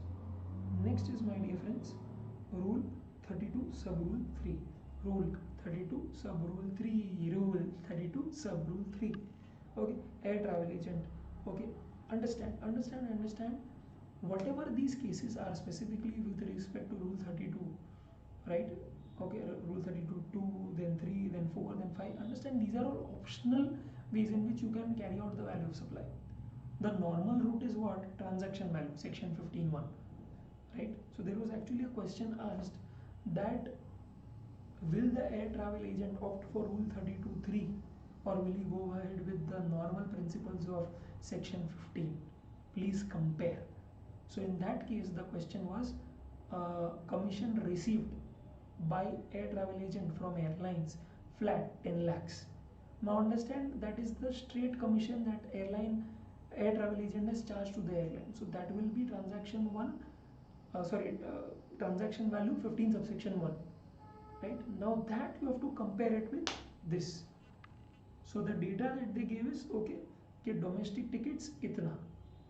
Okay, sale of international tickets itna. So understand, for that I had to take flat 5%, and here I have to take flat 10% as the value of supply as the commission amount. So in domestic the commission is low, in international tickets the commission is high. In domestic it is 5% and in international it is 10%. Okay, I have to then add it, and the total value of supply as per Rule 32.3 was this. Okay, and in that it was 10. Now to compare, वहाँ पे 10 है, यहाँ पे 5 है. Then I have to tell that this is the beneficial part. Okay, if you can go ahead with 32.3, then that is beneficial for you because there the value of supply comes out to be lesser, right? That's how it is. Okay, and BF is nothing but basic fare, okay, which excludes basically all taxes and duties. Okay, so air travel agent, just make sure that you are looking out for two cases in a sale of international tickets, domestic tickets. Domestic tickets 5%, international tickets 10%. Done. Okay, then we have Rule 32 sub Rule 4, that is life insurance companies, right? And the premium that is paid in that case, right? And then we have second hand goods, then we have voucher, token, coupon, then we have a certain clarification with respect to pure agent, and then we have price cum tax. Whew. Okay. I'm so happy and I'm so glad there are so many people who actually joined, right? We have Parth, we have Avni, we have Smith, okay, we have Akila, we have Alpha Nitro. Kya baat hai? Okay. Who all are still there? Okay. Please say yes, sir. We are there with you, sir. We are there with you. Write down in the comment section. We are there with you, sir. We are listening to you, sir. How's the Josh, sir?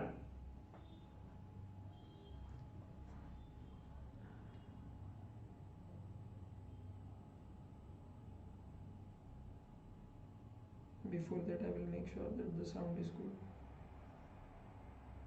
Is that very clear? Yes. Okay. Next, value of supply of actionable gain in the form of the charge to betting, gambling, and lottery in a race club. Next, in money to government, and government will return and only by receipt of the recipient. Right? When recipient is eligible for 100% ITC. Right? So 1000.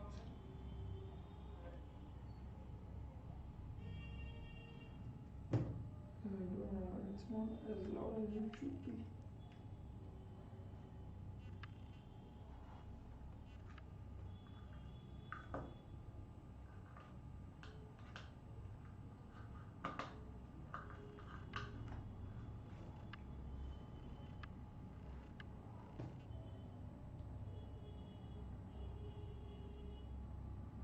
Hello guys, hello. Hello guys, hello.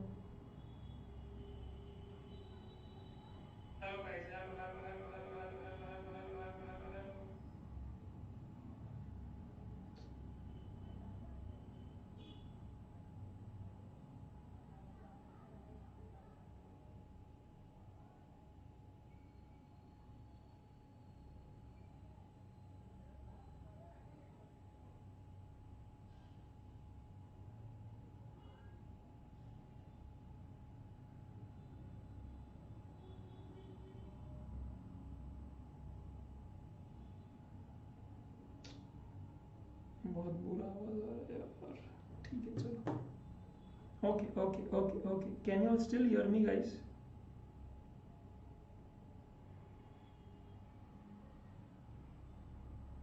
Can you all still hear me, guys? Hello, can you all hear me, guys?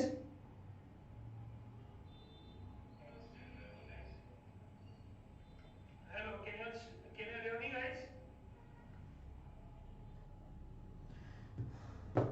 Okay, guys. Okay. Okay, understand my dear friends, it's very important for you to understand that now we are doing life insurance business, and in life insurance business, my dear friends, it's very important for you to understand that there are two kinds of policies. One is only risk cover policy and the other is risk cover and savings policy.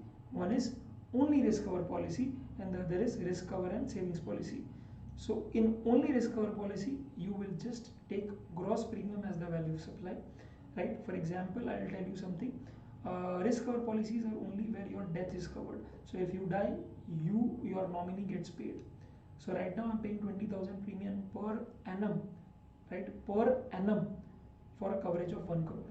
So if I die now, my family gets 1 crore, right? So in that case, 20,000 is the premium completely on which GST will be levied because it's an only risk cover policy. Now, if there is a risk cover and savings policy, yes, okay, so there is another policy you have taken which is of 50,000, right? Where they specifically tell that 20,000 is towards life cover, then 30,000 is what? Okay, is going towards your investment, right? Where LIC will invest on behalf of me. LIC will invest on behalf of me and return me some, big corpus after 20 years. So which is why I've decided to go for investment savings policy, right? In that case, government says with the bifurcation is given of the premium, that how much is towards life coverage and how much is towards investment. In that case, reduce the investment component, because understand, investment is nothing but money. Whatever amount I'm giving to LIC, the same amount is going to give me back. Whatever amount I'm giving to LIC, the same amount it is going to give me back. So that is nothing but transaction in money. And whenever there is transaction in money, my dear friends, always understand there is no GST on that, right? Yes. Okay, perfect. So that is definitely one case, right? So if the bifurcation is given, okay, if the bifurcation is known, this is how things happen. Okay. And second is when the bifurcation is not known to the policyholder. When the bifurcation is not known to the policyholder, in that case, understand my difference, okay, that one is single annuity policy and the other is others. So in single annuity policy, you do one shot payment, right? And in others, you do payment in installments. So in single annuity policy, whatever the gross premium is given, 10% of that is deemed considered as value of supply. And when you pay in installments, let's say you have to pay in 10 installments, 15 installments. So in the first year, okay, your value of supply will be 25% of gross premium. And from your subsequent year, okay, this is not second year actually, second year onwards or subsequent year onwards, whatever you want to write, it's 12.5% of your gross premium will be the value of supply, okay? And whatever it is, multiply that with GST, and in this case, life insurance business gets the value of supply. Understand, we are not talking about life insurance agent. We are talking about life insurance business, okay? And which is why we are focusing on the premium and not commission. Got it? Yes. Okay. and the next is, my dear friends, rule 32. Okay, rule 32, my dear friends, sub rule 5, value of supply in relation to dealer of second hand goods. Understand, when there is value of supply in relation to second hand goods, okay, it's very pertinent to understand that here, okay, ITC is not availed by second hand dealer, and the second case is ITC is availed by second hand dealer. Understand, if the ITC is availed by second hand dealer, normal valuation principles, output tax minus ITC. But when the second hand dealer does not get ITC, why? Because the person who is actually, the person from whom that second hand dealer is actually purchasing goods is, let's say, an unregistered person, or is a person for whom it is not a supply. Classic example. Understand, I have bought a Maruti car. I will not take ITC. Why? Because I am using it for personal purpose, so no ITC. Now when I am also selling this car, let's say I bought it for 10 lakhs, now I am selling it for 5 lakhs, right? Now whenever I am also selling it for 5 lakhs, will I charge GST to second hand dealer? No, I cannot, because that is not a supply for me. 718 will not satisfy, because though there is supply of goods, though there is sale of goods for a consideration, but it is not in the course of business, and hence it is not a supply, and hence it is not a supply. And which is why, since it's not a supply, I will not charge GST. So there is no question that the second hand dealer will avail ITC. No question, because I have not charged GST. Now in this case, what will second hand dealer do? Because understand, second hand dealer is purchasing the car and tomorrow is selling the car. And when he is selling the car, he will charge GST because it is in his course of business. So now the question was, okay, that how should we actually compute GST for the second hand dealer who does not avail ITC? So government said, follow the margin scheme. Whatever is the selling price, tell me. So the selling price is 6 lakh. Whatever is the purchase price, let's say purchase price was 5 lakhs. Okay, reduce it. So that happens to be 1 lakh. 1 lakh ka, okay, जो भी GST rate होगा, that will be the GST liability. Got it? So selling price minus purchase price will be the value of supply. And my dear friends, also try and understand that in case the residual of this comes into negative, let's say selling price is 4 lakhs but purchase price was 5 lakhs, then there is no value addition, and if there is no value addition, there is no GST. If there is no value addition, there is no GST. Is that very clear? Correct. Okay. Now important thing to be considered is the proviso to 32.5. Okay, the proviso to 32.5. Okay, now why do I say you need to understand the proviso to 32.5, my dear friends? Very simple. The reason for the same is that, understand, specifically when, okay, there is a case of defaulting buyer.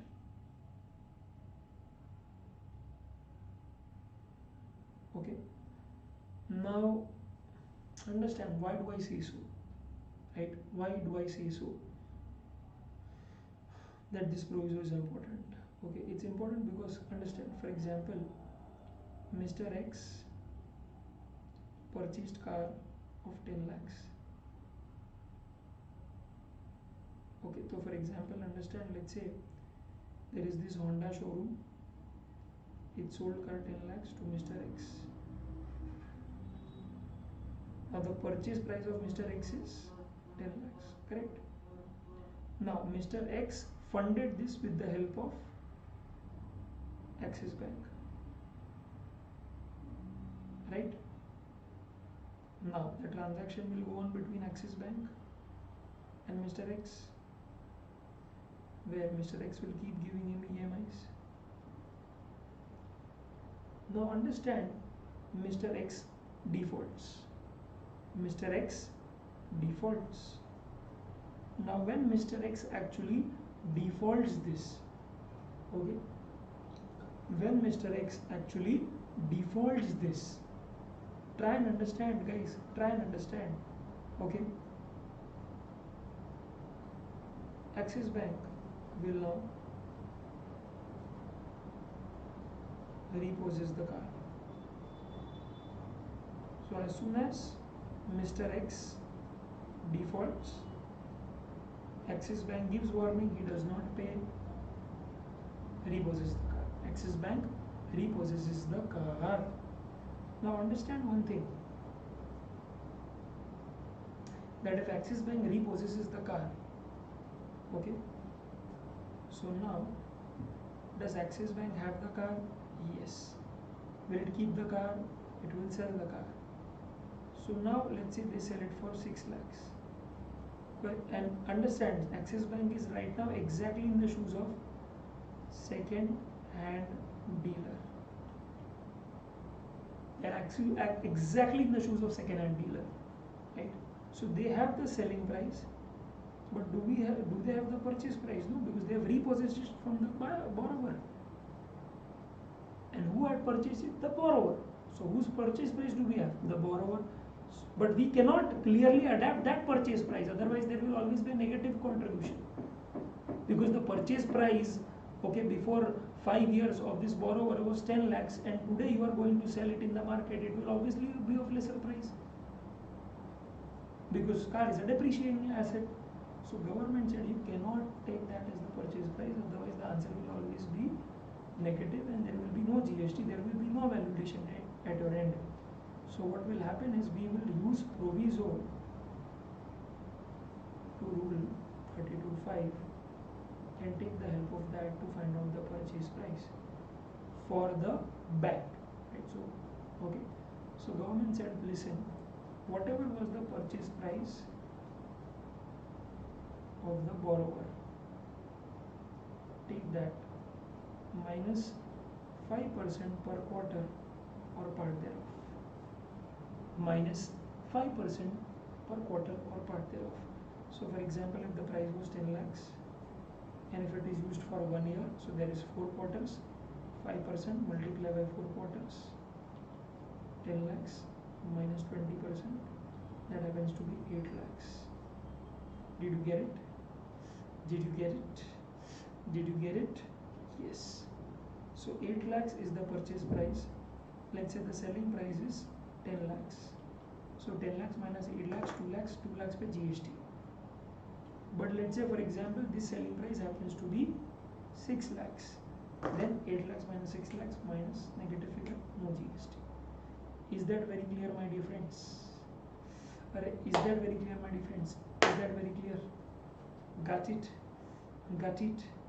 Got it? Yes. Okay. Next, rule 32 sub rule 6, value of token, voucher, coupon, stamp other than postage stamp. In that case, understand, for example, if I have, let's say, a coupon of 500 rupees, okay, a coupon which I have purchased for 500 rupees, but I am eligible to buy clothes or food worth rupees 600. So the food, the goods, the services that will be redeemed is of 600. Then in that case, the value of supply will be 600. So don't focus on how much amount you have spent. Focus on what is the kind of value of goods or services that is going to be redeemed by flashing that coupon code or that voucher or that stamp. Okay. So even though you have purchased it for 600 rupees, but it can, okay, you can redeem clothes worth rupees 1000. 1000 is the value of supply, right? That money value of goods or service that can be redeemed. Okay, perfect. Now we have rule 33, rule 35, rule 33, rule 35 and rule 34 तो छोटा ही है. Rule 34 is basically with respect to import and export of goods or service. In case of import of goods, always take the CBIC rate as the Forex rate, and in case of services, always take the gap rate as the Forex rate. Okay, gap rate is general accounting principles. Okay, generally accepted accounting principles, where you basically take that rate on which you have booked the foreign exchange. ठीक है, तो अभी दो ही चीज़ बाकी है. One is the pure agent वाला thing, and the other is price cum tax.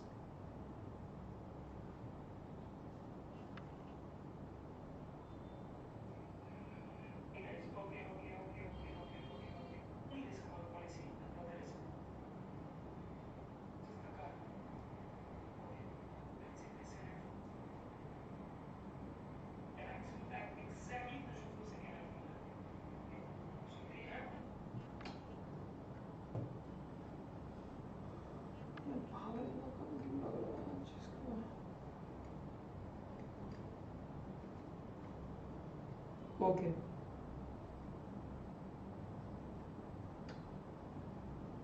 Okay, are you all able to hear me, guys?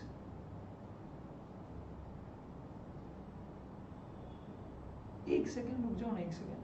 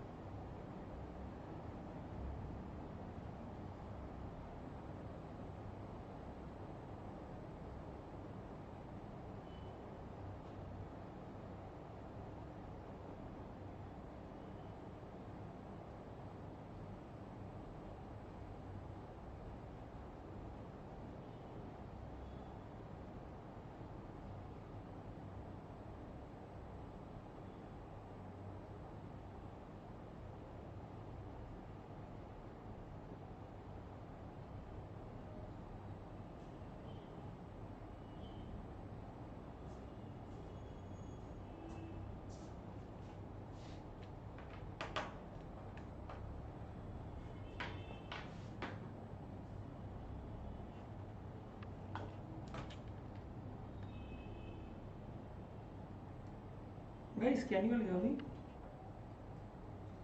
Guys, can you hear me now? Can you hear me, guys?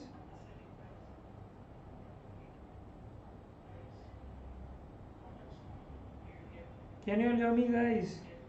यार तुम लोग जवाब भी नहीं देते आधे time यार.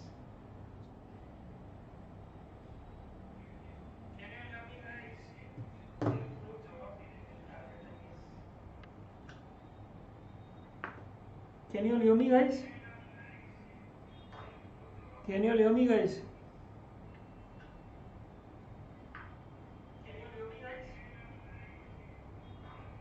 Can you all hear me clearly?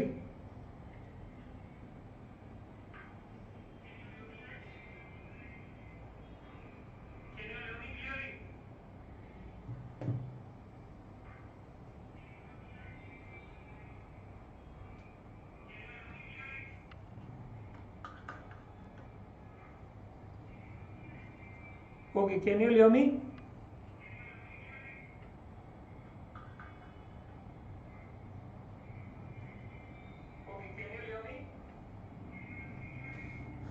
चलो आ जाओ आ जाओ आ जाओ आ जाओ आ जाओ आ जाओ. Okay, this is the last lap, my dear friends. Come on, let's do it. Rule 33, value of supply in case of pure agent, my dear friends. Value of supply in case of pure agent, and here it comes, my dear friends. Understand, whenever you are a pure agent, these three conditions needs to be satisfied. That you are working as a pure agent, okay, and making payment to the third party purely after the authorization of the recipient, okay.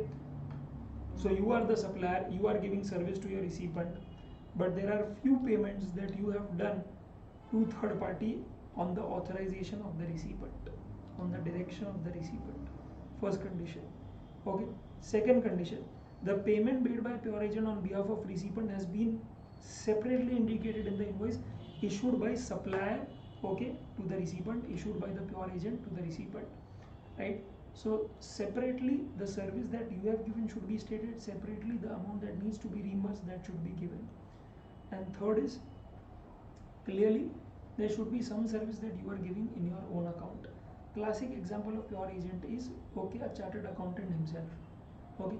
For example, understand, you have started your CA practice, you have a new client, now you file the return of that, let's say income tax return for that matter, okay, of that client, okay. And that income tax return you file, you realize there is a liability of, let's say, 10,000 rupees, and the fees that you are also charging was around 50,000 rupees, okay, for example.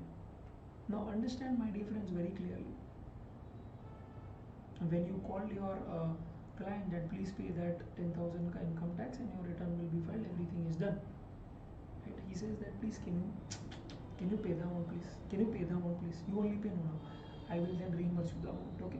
So now you only pay, So now what happens is, my dear friends, I pay on behalf of my client 10,000 to government. So I am paying to the third party, that is government, on the authorization of recipient, right? Then when I am actually billing him, so I will bill him this way. I will tell him that, listen boss, this is the invoice, okay, the service charges for filing returns and all of that, IT returns, 50k, out of pocket expense is 10k, 60k, but GST will be levied only on 50,000, because 10,000 is a money that is not going in my pocket, it is going to someone else. I have not used those goods or services. Understood? Yes.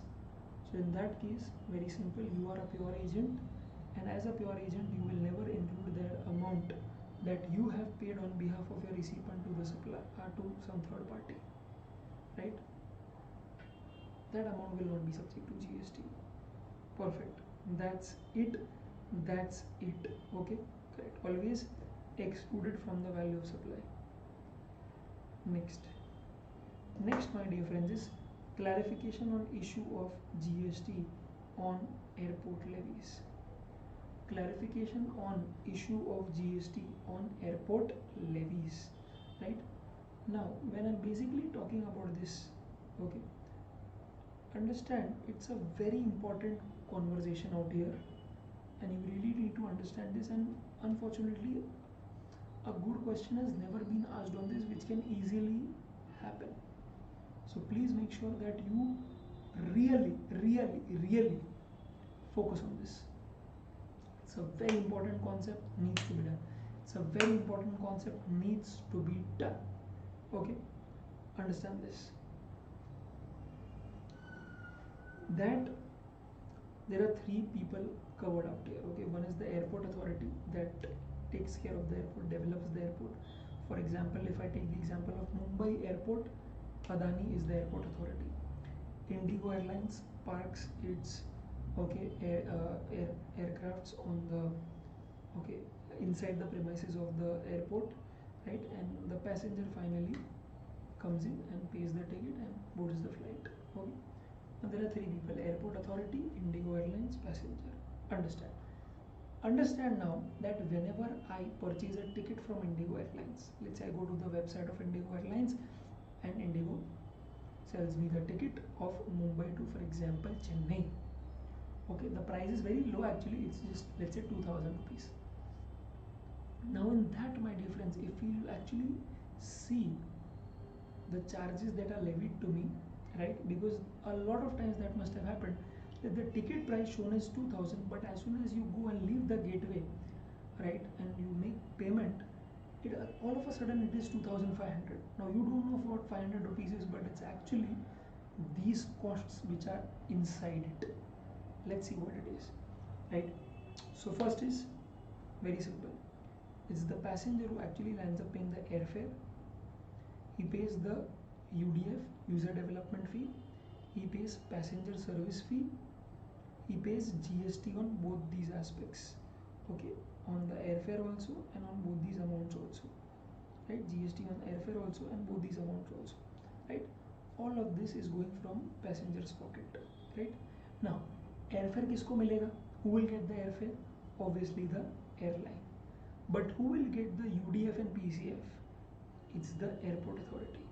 Sir, what are these? These are basically charges taken from the passenger for things like security service that they provide to you on airport, the infrastructure they provide, the electricity, the way they make you sit, the AC, all of that comes at a cost, and that cost is recovered from the passenger.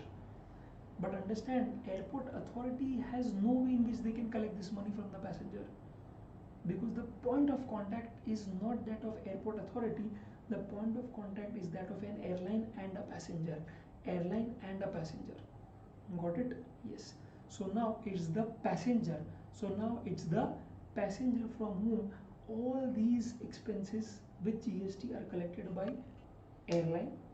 airline keeps its part and remits the later or remaining part to whom? To the airport authority. For example, in this case, airline will keep with himself the airfare and the GST on airfare. Airfare and the GST on airfare. Right? Airfare it will keep it itself and GST it will remit it to the government. Very simple.